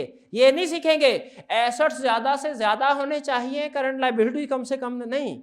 ये सीखेंगे कि ऑप्टिमम लेवल क्या है, ना टू मच हो ना टू। इन्वेंट्री छोटी सी एग्जांपल हो, इसमें सिखाया जाएगा वर्किंग कैपिटल मैनेजमेंट में। इन्वेंट्री ना टू हाई हो ना टू लो हो। टू हाई होगी नहीं बिकी, ऑब्सोलीट होने का खतरा है। टू लो होगी स्टॉक आउट हो जाएगा, कस्टमर हाली हाथ वापस जाएगा। तो ये आपकी इन्वेंट्री किस लेवल पे होनी चाहिए? आपके डेटर्स ज्यादा होंगे, बैड डेट का रिस्क है, कम हो गए सेल नहीं होगी, क्योंकि क्रेडिट सेल उधार दें तो क्रेडिट सेल बढ़ती है, लेकिन ज्यादा उधार दें तो बैड डेट भी बढ़ जाते हैं। तो यही सिखाएगा आपको कि ऑप्टिमम लेवल क्या होना चाहिए करंट एसेट का, क्रेडिटर का, इन्वेंट्री का, डेटर्स का वगैरह। ये किस टॉपिक में सिखाएगा? वर्किंग कैपिटल में। और बजट में आपको वो चीज सिखाएगा जो आप सीख चुके हैं। क्या? इनकम स्टेटमेंट और cash flow statement. Cash flow को थोड़ी देर के लिए साइड पे रखते हैं, इनकम स्टेटमेंट बनाना सिखाएगा। सीख नहीं चुके आप काउंटिंग में? वही है, फर्क सिर्फ एक है, वो थी historical financial income statement past की, वो एक्चुअल फिगर आपके पास होती हैं, ये फ्यूचर की।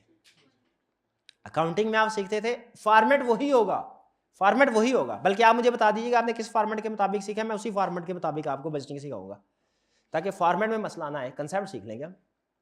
फॉर्मेट वही होगा, फर्क क्या होगा? काउंटिंग में क्या कहता है? 100 मिलियन की सेल की है, रिकॉर्ड करो, आप कहेंगे सेल 100 मिलियन। यहां पे क्या कहेगा, जरा गौर से सुनिएगा। बजटिंग, बजटिंग को क्यों मैं कह रहा हूं कि ये लेंथी है, कम्प्लेक्स नहीं है, नोट कीजिएगा। क्या कहा? Lengthy complex. कहेगा कंपनी ने अगले साल 1 मिलियन यूनिट सेल करना है at the rate of ₹10 per unit. बताइए सेल्स कितनी होगी? 10 मिलियन। ये ईयर 1 की सेल थी। आगे कहेगा ईयर 2 की भी कैलकुलेट करें। If inflation rate is 10% and growth rate is 5%। अब है माइका लाल को अब कैलकुलेट करके दिखाए मुझे। अब जो 1 मिलियन यूनिट्स है ना, उनको आपने ग्रोथ रेट से मल्टीप्लाई करना है 5% के साथ, और जो प्राइस थी कितनी प्राइस थी? 10 रुपीज, उसको इन्फ्लेशन के साथ मल्टीप्लाई करना है इंटू 1.1 11, फिर इन दोनों को मल्टीप्लाई करना है। अब इसका मतलब है सेल्स कैलकुलेट हुई 4 फिगर्स की मदद से। ओरिजिनल सेल्स यूनिट्स पहले 2 से हुई थी, यूनिट्स और सेल। अकाउंटिंग में तो एक ही सेल की फिगर आ गई थी, बजटिंग में 2 कम से कम 2 होंगे, यूनिट्स सेल प्राइस। फिर इसके बाद ट्विस्ट क्या लाएगा? ग्रोथ। Inflation 10%, growth rate 5%। अब आपकी 4 कैलकुलेशन होगी। 100 मिलियन, अब देखिएगा सिर्फ समझा रहा हूं किस तरह की कैलकुलेशन है। 1 मिलियन इंटू 1.05 इंटू 10 इंटू 1.1, ये अब आपकी आएगी ईयर 2 की सेल। फिर कहेगा इसी तरह ईयर 3 की भी सेल निकालो। तो आपने कहा ना ये तो बहुत आसान है, कैसे?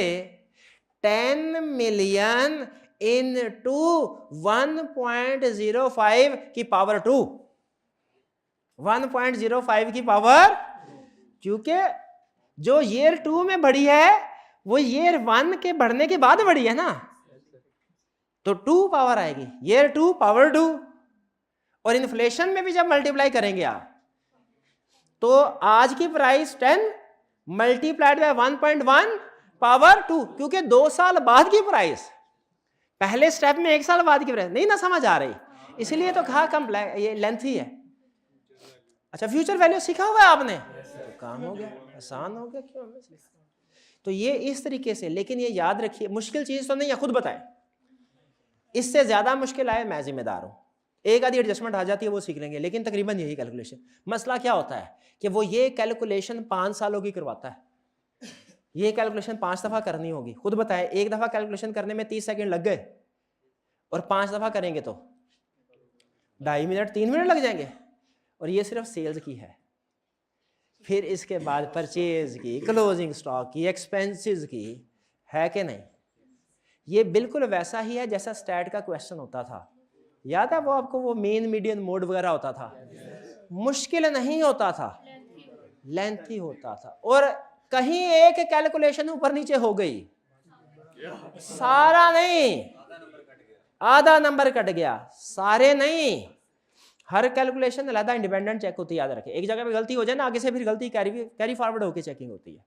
तो बजटिंग में सिर्फ ये है, ये इजी बट लेंथी, और बाकी वाले मॉडरेट है, मॉडरेट है, थोड़ी सी मुश्किल एडजस्टमेंट है इनमें, लेकिन डिफिकल्टी लेवल भी है। इसमें सिर्फ एक चीज याद रखिए, एक असूल बताया फाइनेंस में आपको, क्या? फॉर्मेट सीधा रखना है, फॉर्मेट नहीं छेड़ना हमने, क्योंकि फॉर्मेट में फिर आपको हर क्वेश्चन लगेगा कि नया क्वेश्चन है, और अगर फॉर्मेट सेम होगा ना, नया क्वेश्चन भी लगेगा, आधा तो पुराने तरीके से ही हो गया, क्योंकि जो नया क्वेश्चन भी होता है ना, उसमें भी याद रखिए पूरा क्वेश्चन नया नहीं होता, उसमें 1-2 एडजस्टमेंट नहीं होती है, एडजस्टमेंट रिपीट हो रही होती है बार। भाई मेजर टॉपिक समझ आ गए कौन से पढ़ने जा रहे हैं? ये है आपकी फाइनेंस। आगे देखते हैं हम, प्रायर लर्निंग प्री रेक्विजिट है। अच्छा, कैलकुलेटर, कैलकुलेटर वैसे तो आई कैप की वेबसाइट पे जाके कोई भी परमिसिबल कैलकुलेटर आप यूज कर सकते हैं, लेकिन मैंने स्टूडेंट से पूछ के, अच्छा ये जो रिकमेंडेशन है ना, ये वो नहीं है कि मैंने सर्च करके एक अच्छा कैलकुलेटर ढूंढा और आपको बता रहा हूं, ये नहीं है, बल्कि मैंने स्टूडेंट से पूछा ज्यादातर स्टूडेंट्स कौन सा कैलकुलेटर यूज करते हैं, उन्होंने कहा ये, तो मैंने कहा मैं सारी कैलकुलेशन जो आपको बताऊंगा ना, ये ऐसे करो, ये बटन दबाओ, अब ये करना है, ये करना है, वो इस कैलकुलेटर के मुताबिक बताऊंगा। तो अभी देख लेते हैं हमारी क्लास में कितने ऐसे स्टूडेंट्स हैं जो FX 991 ES प्लस कैसियो का कैलकुलेटर है ये यूज कर रहे हैं। आप खुद देख लें, मेजॉरिटी ऑफ स्टूडेंट है, और कितने स्टूडेंट ऐसे हैं जो कि कोई और मॉडल यूज कर रहे हैं, इक्का दुक्का दो स्टूडेंट्स हैं, ठीक है। तो बहरहाल वो भी कर सकते हैं, प्रॉब्लम कोई नहीं, सिर्फ वो जो की स्ट्रोक पंच करते हैं ना, वो डिफरेंट होते हैं, भाई कैलकुलेशन सारी हर तरीके से हो जाती है। फिर प्रायर लर्निंग, क्या ये सब्जेक्ट पढ़ने से पहले कोई दूसरे टॉपिक पढ़ना जरूरी है? यस, CM में पहले बता दिया। ये पेपर अटेम्प्ट करने के लिए, पेपर अटेम्प्ट क्लासेस लेने के लिए CM में पास होना रिक्वायर्ड नहीं है, पेपर दे के भी आ सकते हैं, लेकिन आई कैप पेपर देने के लिए तभी जाएंगे फिलहाल प्रैक्टिस ही है, मे बी अनकरीब चेंज हो जाए, कुछ कंफर्म नहीं है, अल्लाह करे हो जाए, कुछ अजीबो गरीब बाहर, मैं बात नहीं करता, छोड़े इनको, पता नहीं रहने दें, नहीं रहने दें, वो अजीब अजीब, छोड़े इसको एक तरफ। अच्छा, आपको पता है कोचिंग रिक्वायर्ड नहीं है आपकी, आप चाहे तो पढ़ के कहीं से कॉलेज से पढ़ें, चाहे घर बैठ के कर लें। आई कैप को कुछ कहे ना, पुराना कोई तजर्बा मेरा कि सर हम टीचर हैं, ये मसला आता है स्टॉप, तो हमने कोचिंग रिक्वायर्ड ही नहीं की, टीचर कौन है? ये हमारे स्कीम में रेलिवेंट स्टेक होल्डर ही नहीं। क्यों रेलिवेंट स्टेक होल्डर नहीं है? कोचिंग रिक्वायर्ड नहीं है, क्यों रिक्वायर्ड नहीं है? भाई स्टूडेंट प्रोफेशनल लेवल का स्टूडेंट है, ये पढ़ सकता है खुद से, चाहे तो क्लासेस ले चाहे तो ना ले। अच्छा, ये प्रोफेशनल लेवल का स्टूडेंट है, अपना अच्छा और बुरा खुद सोच सकता है, बिल्कुल सोच सकता है। हमने कहा ठीक है। तो जब सोच सकता है तो क्या स्टूडेंट को ये नहीं पता कि कौन सा सब्जेक्ट पहले मेरे लिए पढ़ना फायदेमंद है और कौन सा बाद में? इसको ये रिक्वायरमेंट लगाना जरूरी है क्या कि पहले कॉस्ट पढ़ो फिर एमएफए पढ़ने के काबिल हो, वरना नहीं पढ़ोगे तुम। भाई जब आपने उसको ओपन छोड़ दिया है, कोई रिक्वायरमेंट नहीं है, तो फिर ये डिसीजन भी कौन सा पेपर कब पढ़े उसको। देखिए सिंपल डिसीजन आपसे कराता हूँ, सिंपल, बड़ी रॉकेट साइंस नहीं, वरना आप कहेंगे सर आप बड़े हैं, आप तो जो कहेंगे हमने यस ही करना है। छोटा सा सवाल, एक चार्टर्ड अकाउंटेंट ने कॉस्ट अकाउंटिंग पहले पढ़ी, एमएफए बाद में पढ़ी। दूसरे चार्टर्ड अकाउंटेंट ने एमएफए पहले पढ़ी, कॉस्ट अकाउंटिंग बाद में पढ़ी। दोनों में फर्क है? खुद बताएं, कॉमन सेंस क्या है? हाँ पास हो गए दोनों। ये बात नहीं समझ आती, मतलब हम नहीं समझा पाते, कोई मसला है हमारे समझाने में, हम नहीं समझा पाते कि भाई कोई फर्क नहीं, स्टूडेंट को फैसला करने दो, स्टूडेंट को फैसला कर दो। पर नहीं छोड़ो इसको, छोड़ो। देखिए कमेंट करना है हमने, सिर्फ प्रोफेशनली करना है, पर्सनली नहीं करना है। अच्छा, प्रीवियस कंसेप्ट, क्या इस सब्जेक्ट में कुछ ऐसे कंसेप्ट हैं जो आप प्रीवियस कहीं से सीख चुके होंगे? बिल्कुल है, मैनेजेरियल वाले पोर्शन में भी है, फाइनेंस वाले पोर्शन में भी है। PRC2 QM याद है? QM में वो कौन कौन, अगर आपने किताब रखी हुई है आज जाके प्रैक्टिस कर लीजिएगा, या कल या परसों या जब टाइम मिले। Markup from cost and sale price, क्या वो सेल प्राइस से कॉस्ट, कॉस्ट से sale price, profit margin, markup, वो याद है? वो कंसेप्ट इधर इस्तेमाल होगा। आसान था कि मुश्किल था? डिस्काउंटिंग करनी आती है? अच्छा, मैं पुराने जमाने का स्टूडेंट था तो मुझे एक स्टूडेंट ने फिर सिखाया कि डिस्काउंटिंग कैसे करते हैं। मैं डिस्काउंटिंग पता कैसे करता था? साल बाद 100 रुपया मिलेगा, डिस्काउंट रेट 10% है, मैं क्या करता था 100 डिवाइडेड बाय 1.1 पावर 1, या सिर्फ 100 डिवाइडेड बाय 1. डिस्काउंटिंग इससे भी हो जाती है। कहने लगा सर ये पुराना तरीका है, अब क्या है 100 मल्टीप्लाइड बाय 1.1 पावर -1 करें ना, ये डिवाइडेड बाय क्या होता है? ठीक है, तो मैंने कहा बिल्कुल ठीक है, लेकिन अगर कभी रवानी में मैं 100 डिवाइडेड बाय 1.1 कर दूं ना, तो आप मुझे बता दीजिएगा, या आप समझ आइएगा कि ये डिवाइड करके 1.1 की पावर +1 वो भी वही है, और मल्टीप्लाई करके 1.1 की पावर, लेकिन वो चूंकि एक सीधी लाइन बन जाती है तो स्टूडेंट को वो आसान लगता है, तो वो ठीक है। ये थोड़ा सा जनरेशन गैप आया करेगा मेरी कैलकुलेशन में, और मैं कोशिश करूंगा ना आए, आपकी टेक्निक में अडॉप्ट कर लो। डिस्काउंटिंग और नेट प्रेजेंट वैल्यू, भाई डिस्काउंटिंग के बाद अगला काम नेट प्रेजेंट वैल्यू होता है। एक फिगर को आप प्रेजेंट वैल्यू कैलकुलेट करें वो डिस्काउंटिंग है, और डिफरेंट कैश फ्लो जो हो हर एक साल की, ईयर 1 की लादा, ईयर 2 की लादा, ईयर 3 की लादा, उसके बाद ओरिजिनल कॉस्ट से माइनस कर दें, वो क्या है? Net present value. Present value और नेट प्रेजेंट वैल्यू में क्या फर्क है? उसमें कॉस्ट माइनस नहीं होती प्रेजेंट वैल्यू में, नेट प्रेजेंट वैल्यू माइनस होती है। भाई ये सीखा हुआ है आपने, ये QM में सीखा था, ये आपकी किताब खोल के ना QM की, तो मैंने चेक किया हुआ है, आपको मुकरने नहीं देना मैंने, कोई मुकरा तो मैं किताब खोल चेक भी करवा दूंगा। ये कहाँ है? Internal rate of return IRR, NPV के बाद एक NPV कैलकुलेट करें तो NPV, 2 NPV कैलकुलेट कर लें, IRR कैलकुलेट कर, IRR कैलकुलेट करने के लिए 2 NPVs कैलकुलेट करना पड़ती है, ऐसा ही है ना? है वही, कोई अलग टेक्निक नहीं है। 2 दफा NPV कैलकुलेट कर लें, IRR फार्मूले से कैलकुलेट कर लेते हैं, वो कैलकुलेट करवाएगा।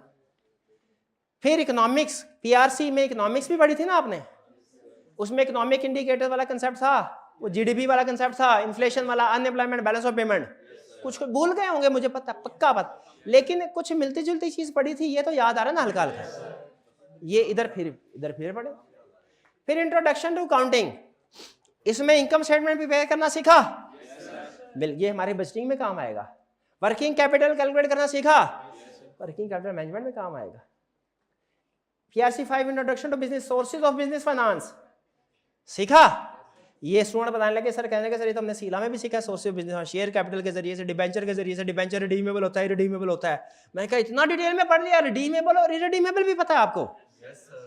पक्की बात है। ये रिडीमेबल और रिडीमेबल मैं समझता था इंतहाई मुश्किल कंसेप्ट होगा समझाने के लिए, पहले पढ़ा हुआ आपने, ये तो मेरी याशी हो गई कि मुझे ज्यादा आपको एक्सप्लेन नहीं करना पड़ेगा।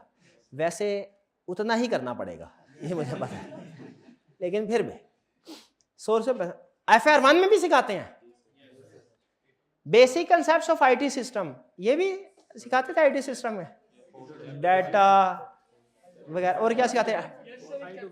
बस मुझे इतना ही आईटी में, मुझे सिर्फ इतना ही याद था, जब मैं पेपर दे के आया था ना, इस हमारे ज़माने में होता था फाइनल लेवल का आईटी का पेपर, जब पेपर दे के आया था मुझे सिर्फ एक ही सवाल याद था, एक दिन के बाद सब भूल गया, डाटा और इंफॉर्मेशन में क्या फ़र्क है, बस ये याद था, बाकी कुछ याद नहीं था।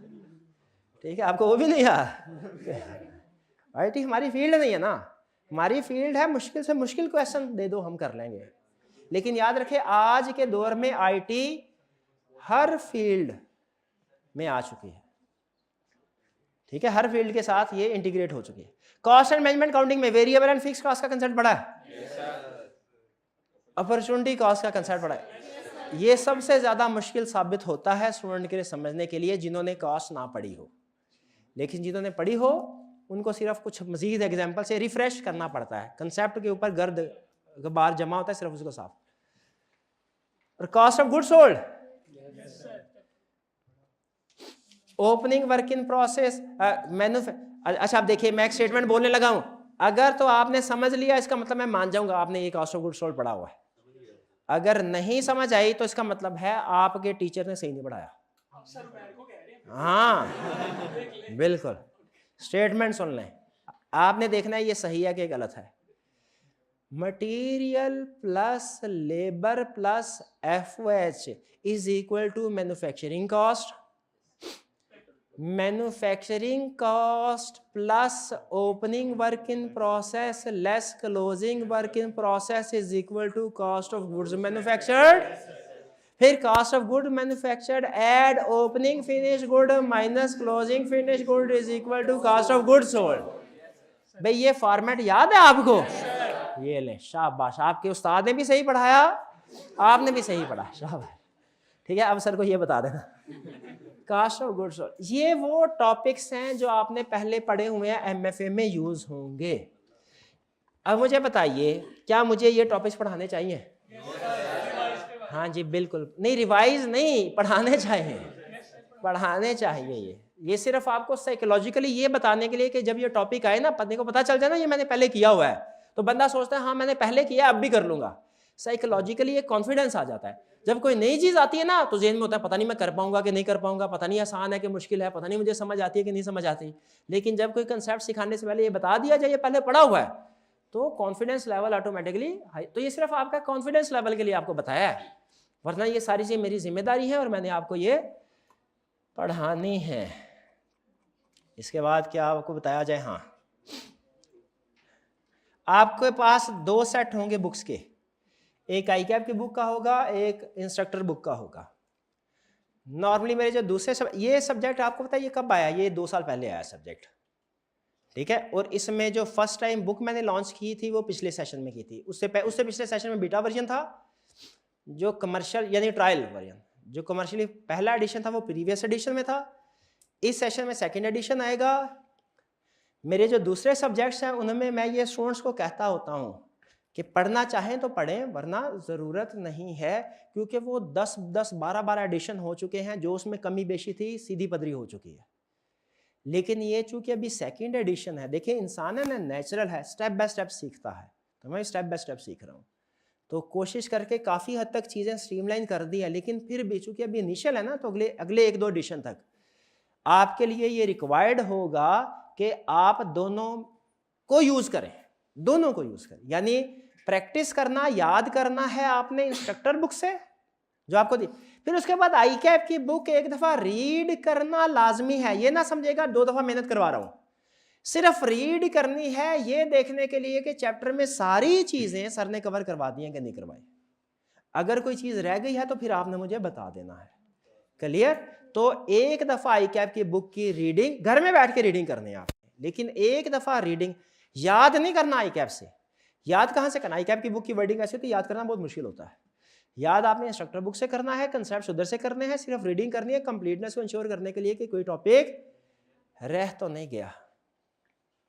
ठीक है, अब ये चाहे मैं किसी चैप्टर में बताना भूल जाऊं, लेकिन ये अंडरस्टूड है, आज पहले दिन आपको बता दिया है कि आई कैप की बुक को भी एक दफ़ा रीड, हो सकता है इधर 12 क्वेश्चन हो फाइनेंस के किसी पोर्शन में, मैं इधर 10 क्वेश्चन आपको करवाएं, 2 क्वेश्चन मैं भूल गया हूँ क्योंकि वो एंड पे नहीं, वो चैप्टर के दरमियान में थे, तो आपने फिर उसको पढ़ के मुझे बताना सर ये 2 क्वेश्चन रह गए, ये भी करवाएं, कह देंगे जी, ठीक है। ये 1-2 एडिशन तक मजीद ये प्रॉब्लम आई, फिर जब मेरी तसल्ली हो जाएगी फिर मैं स्टूडेंट को वही स्टेटमेंट दिया करूँगा, क्या भला चाहे पढ़े चाहे ना पढ़े रिक्वायर्ड नहीं है, लेकिन इस क्लास MFA के लिए आई कैप की बुक भी रिक्वायर्ड है, लेकिन पढ़ना है, याद इधर से करना, क्रॉस चेक के लिए।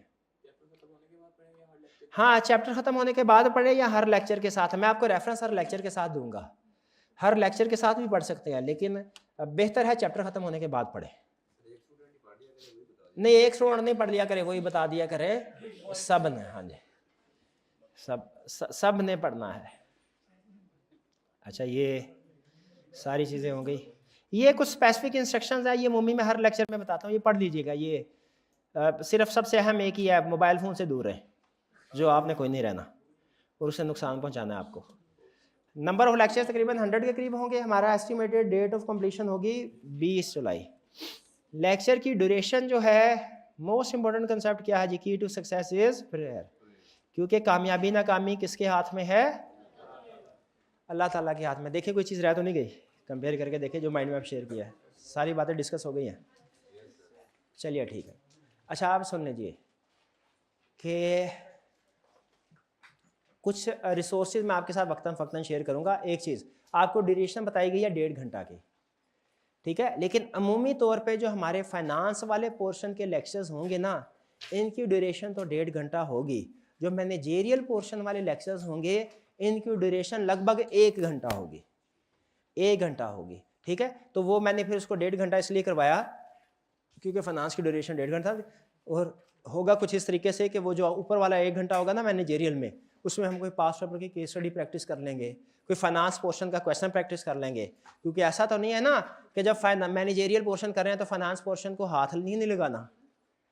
जब फाइनेंस पोर्शन कर रहे होंगे तो मैं इक्का दुक्का के होम असाइनमेंट में मैनेजेरियल के क्वेश्चन भी दे दूंगा, जब मैनेजेरियल कर रहे होंगे इक्का दुक्का फाइनेंस के भी आ जाएंगे, क्योंकि एग्जाम में भी तो इसी तरह एक ही सीटिंग में दोनों टॉपिक्स नहीं करने, क्या लहदा दिन पेपर होगा, एक ही सीटिंग में।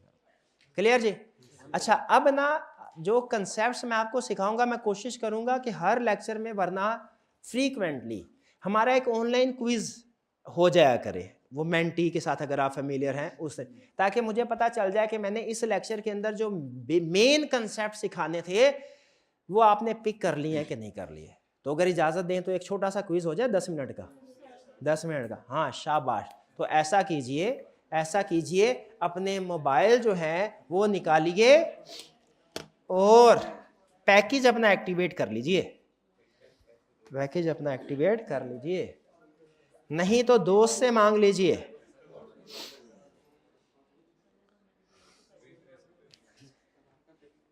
नहीं नहीं मेरा कोई पैकेज नहीं है, पैकेज है मेरा, शेयर करने के लिए नहीं है, मेरा सिस्टम बैठ जाना है।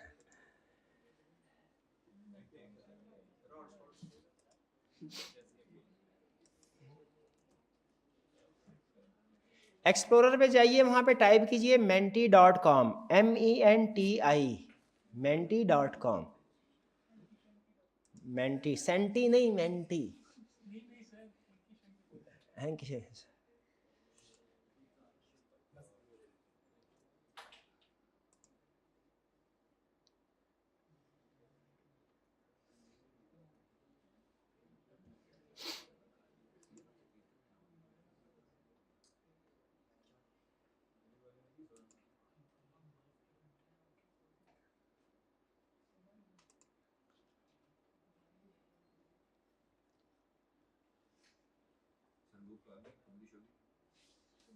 जी बुक अभी नहीं, बुक को थोड़ा टाइम लगे, लेकिन आपको चैप्टर नोट्स वगैरह शेयर कर दिए जाएंगे, वो आप बेफिक्र हैं।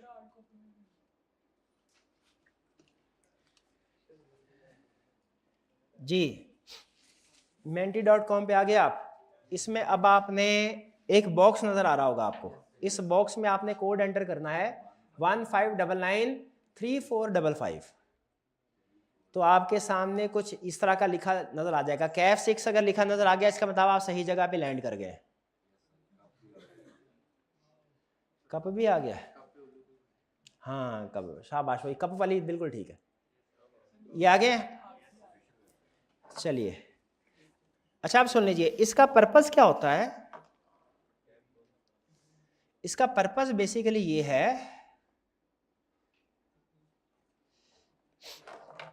कि आप लोगों की रीडिंग स्पीड भी बढ़े और आप लोगों के कंसेप्ट्स भी रिवाइज हो जाए और आप क्विक डिसीजन मेकिंग करने के आदी हो। ठीक है, हाउ टू प्ले खेलना कैसे है आपने, इसमें menti.com पे आप जाएंगे और enter the code shown above, ये 159934। अच्छा, ऑनलाइन वाले स्टूडेंट्स आपके लिए ये अलग से अवेलेबल किया जाएगा, क्योंकि ये एक लाइव क्विज होता है, जब तक क्लास चलेगी ये क्विज चलेगा, क्लास बंद क्विज बंद क्लोज हो जाता है। लेकिन ऑनलाइन वाले स्टूडेंट्स के लिए उसके बाद अवेलेबल कर दे, आप जब उसके बाद एक्सेस करेंगे ओपन नहीं होगा, लेकिन ऑनलाइन वाले स्टूडेंट्स जब उसके बाद भी एक्सेस करेंगे, जो उनको लिंक दिया जाएगा फिर ये ओपन होगा, लिंक के जरिए से होगा, कोड के जरिए से नहीं। लाइव चल रहा हो तो कोड के जरिए से ओपन होता है, जब लाइव क्लास खत्म हो जाए फिर लिंक के जरिए से ओपन होता है। नो क्वेश्चन है, सिर्फ क्वेश्चन आपका सही भी होना चाहिए और फास्ट भी होना चाहिए, आपको पॉइंट्स ज्यादा मिलेंगे। क्वेश्चन सामने डिस्प्ले पे आएगा 5 सेकंड के लिए, फिर उसके बाद ऑप्शंस आएंगी, आपने सही ऑप्शन को सेलेक्ट करना है।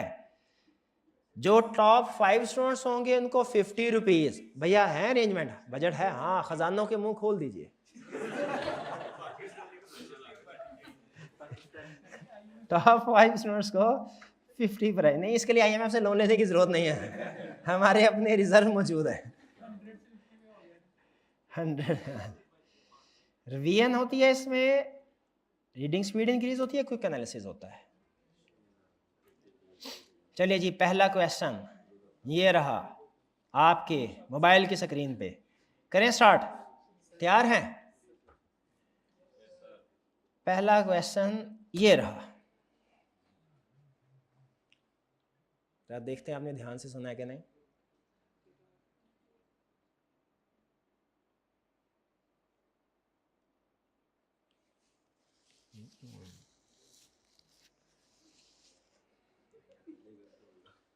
अलग-अलग शीट पे अटेम्प्ट करने हैं कि सेम पे, मतलब जो पूरी शीट होती है, पेज नहीं, सेम शीट पे अटेम्प्ट। पहले याद रखे असूल ये होता था, जब ये MFA का पेपर लॉन्च होता था तो पहली 2 अटेम्प्ट में असूल ये होता था कि मैनेजेरियल पोर्शन के आपको 2, 1 नहीं 2 शीट्स मिलती थी। मैनेजेरियल पोर्शन अलग शीट पे करना होता था, फाइनेंस अलग शीट पे। अब ये रूल नहीं है, अब दोनों क्वेश्चंस एक ही आंसर शीट पे करेंगे। आंसर शीट जो पूरा 10, 12, 15, 20 सफ़े मिलते हैं आपको, उसको बोल रहा हूँ, एक ही पे, हाँ वो एक ही होती है, हर पेपर में एक ही होती है, इसमें भी एक ही होगी। यही बताना था, यही बताना था, नहीं मैंने कोई मिस स्टेटमेंट नहीं की है भैया। क्या वो सेम आंसर शीट पे अटेम्प्ट करना होता है? यस, सेम आंसर शीट पे अटेम्प्ट करना होता है। Okay okay okay, no problem, no problem, इसको अभी ठीक कर लेते हैं, नो प्रॉब्लम। ये ले, ये हो गया, ये हो गया, ये लीजिए भाई, अब ठीक है। इतनी सी बात थी, छोटी छोटी बातों पे परेशान हो जाते हैं आप। तो इससे हमने क्या सीखा कि मैनेजेरियल पोर्शन, फाइनेंस पोर्शन एक ही आंसर शीट पे करना है। दूसरी चीज क्या सीखी, चाहे पहले जो मर्जी कर लें, चाहे एक क्वेश्चन पहले मैनेजेरियल का कर लें, फिर अगला क्वेश्चन फाइनेंस का, फिर अगला क्वेश्चन मैनेजेरियल का, फिर 2 फाइनेंस के, फिर 3 मैनेजेरियल के, फिर 1 फाइनेंस का, आपकी मर्जी। क्लियर होगी ये बात? आगे चलते हैं, नेक्स्ट क्वेश्चन। अगला क्वेश्चन ये रहा,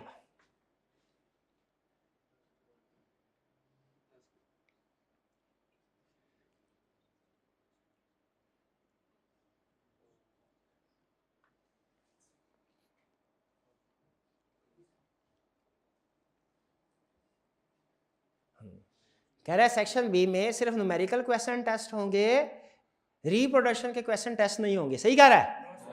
गलत कह रहा है, ज्यादातर न्यूमेरिकल क्वेश्चंस होंगे, लेकिन अगर आई कैप का दिल चाहे तो वो थ्योरेटिकल क्वेश्चन भी, थ्योरी भी पूछ सकता है, थ्योरी भी पूछ सकता है। वर्किंग कैपिटल को मैनेज करने के लिए स्ट्रेटजीज बताइए, वर्किंग कैपिटल फाइनेंस पोर्शन है, स्ट्रेटजीज थ्योरेटिकल, ठीक है। फाल्स एग्जामिनर पे हो दिल करेगा तो पूछ लेगा, नहीं दिल करेगा तो नहीं पूछेगा। जब पास की प्रैक्टिस करेंगे फाइनेंस वाले टॉपिक्स की, उसमें आपको क्लियर होगा। नेक्स्ट क्वेश्चन 3, ये रहा जी क्वेश्चन 3।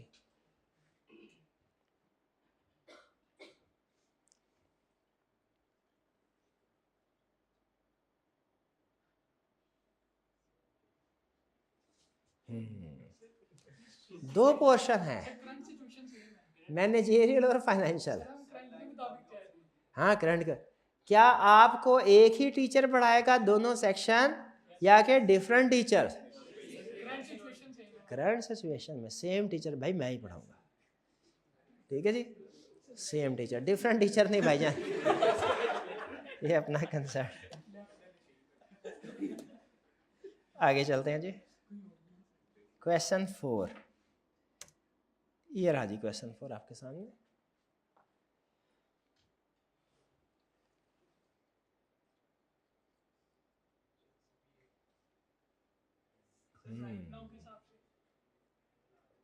आई कैप के हिसाब से और करंट स्कीम के हिसाब से। It is required to first study CAF 3 CMA before attempting CAF 6 paper, true और फॉल्स? ट्रू। फॉल्स नहीं भाई, ट्रू है। पहले CMA पढ़ेंगे फिर कैफ 6 पढ़ सकते हैं, उसके बगैर नहीं। पेपर देने के लिए, स्टडी करने के लिए स्टडी करना जरूरी है, और अगर आई कैप में पेपर देना है तो फिर पास करना जरूरी है। अब आप में से कितने स्टूडेंट जिन्होंने पास किया हुआ है, लेकिन पढ़ रहे हैं ना, एक दो के अलावा और कोई भी नहीं है, लेकिन पढ़ रहे हैं ना, ठीक है, क्योंकि अभी रिजल्ट आने वाला है। या दूसरे लफ्ज़ों में कह लें कि अगर तो आपका CMA पास है या रिजल्ट वेटिंग है, फिर आप MFA पढ़ सकते हैं, वरना नहीं पढ़ सकते। Next question,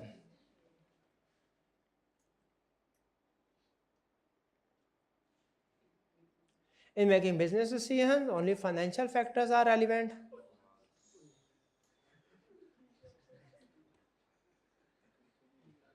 True or false? False. बहुत ही कोई मादियत परस्त लोग हैं ये लोग। सिर्फ फाइनेंशियल डिसीजन नहीं बल्कि नॉन फाइनेंशियल फैक्टर्स, फाइनेंशियल के साथ नॉन फाइनेंशियल फैक्टर्स को भी कंसीडर करना होता है। नेक्स्ट क्वेश्चन नंबर 6, ये रहा जी।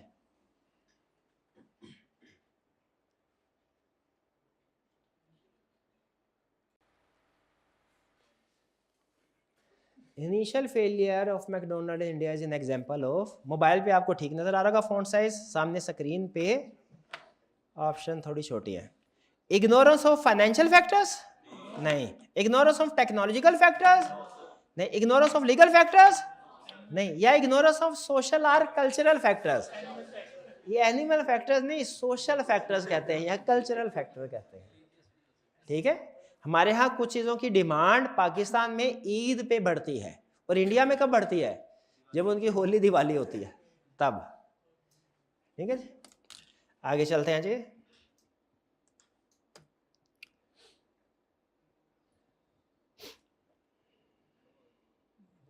नहीं अभी ख़त्म नहीं हुआ भाई, आगे चलते हैं। नेक्स्ट है जी क्वेश्चन नंबर 7।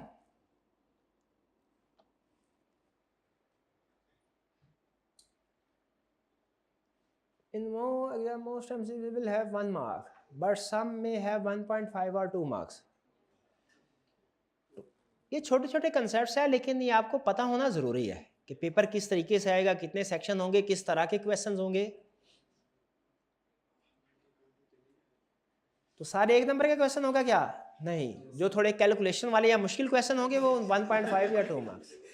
तो हाँ, ये एक देशद्रोही है हमें। क्वेश्चन 8,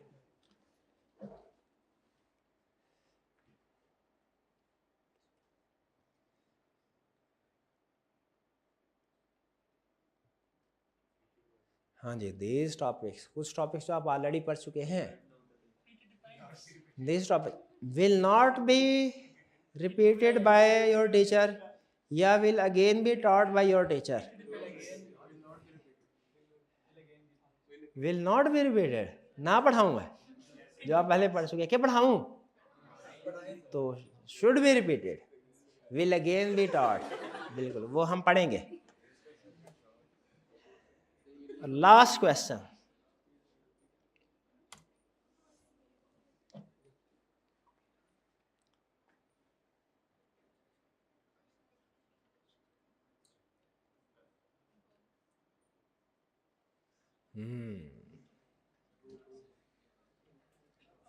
हाँ तो अगर एक किताब पढ़ी तो दूसरी की क्या जरूरत है, रीड करनी है कंप्लीटनेस इंश्योर करने के लिए, याद नहीं करनी, क्वेश्चन दोबारा नहीं करने, वही क्वेश्चन उधर है वही क्वेश्चन उधर है कि दोबारा क्वेश्चन करना होगा, वो कर लिया, सिर्फ चेक करना है कि ये क्वेश्चन करवा लिया कि नहीं सर ने, ये क्वेश्चन करवा लिया कि नहीं, तो काम तो नहीं ना बढ़ेगा, डबल काम तो नहीं ना होगा आई क्या बुक पढ़ने से, सिर्फ कंपेयर करना है कंसेप्ट सर ने पढ़ाया कि नहीं पढ़ाया। अगर कोई कंसेप्ट नहीं पढ़ाया तो आपने खुद से नहीं पढ़ना, वो आपने मुझे बताना है, ठीक है। तो काम आपका डबल नहीं होगा, सिर्फ आपने चेक करना है आई की बुक के साथ कि सारे कंसेप्ट्स कवर हो गए हैं कि नहीं। चलिए अब हम प्राइस, बिल्कुल भैया ले प्राइस, शाबाश शाबाश। तो फर्स्ट पोजीशन पे हमारे कौन है, हाँ भैया अपना नाम या CRN, ये दो, वरना आइंदा से प्राइस नहीं मिलेगा जी। फर्स्ट, अच्छा आपके मोबाइल पे वो आपका पोजीशन डिस्प्ले हो रही होगी, ऐसा ही है, जिनकी टॉप 5 में से कोई पोजीशन है ना, वो अपना स्क्रीनशॉट ले लीजिए, वो अपना स्क्रीनशॉट ले लीजिए कि किसकी फर्स्ट पोजीशन है, आपकी फर्स्ट पोजीशन है शाबाश।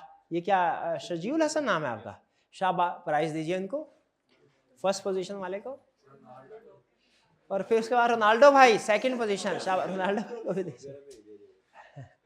थर्ड पोजीशन किनकी है, मोहम्मद हसनैन, शाबाश, मोहम्मद हसनैन भाई को भी दीजिए प्राइज।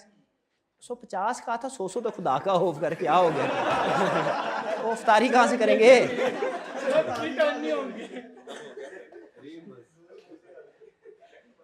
फोर्थ पोजीशन अबादुर रहमान, शाबाश। और फिफ्थ पोजीशन पे कौन है, फिफ्थ पोजीशन पे गर्ल्स में से कोई पोजीशन नहीं है, नहीं आपने अटेंड भी किया कि पार्टिसिपेट भी किया कि कोई नहीं किया, नहीं किया,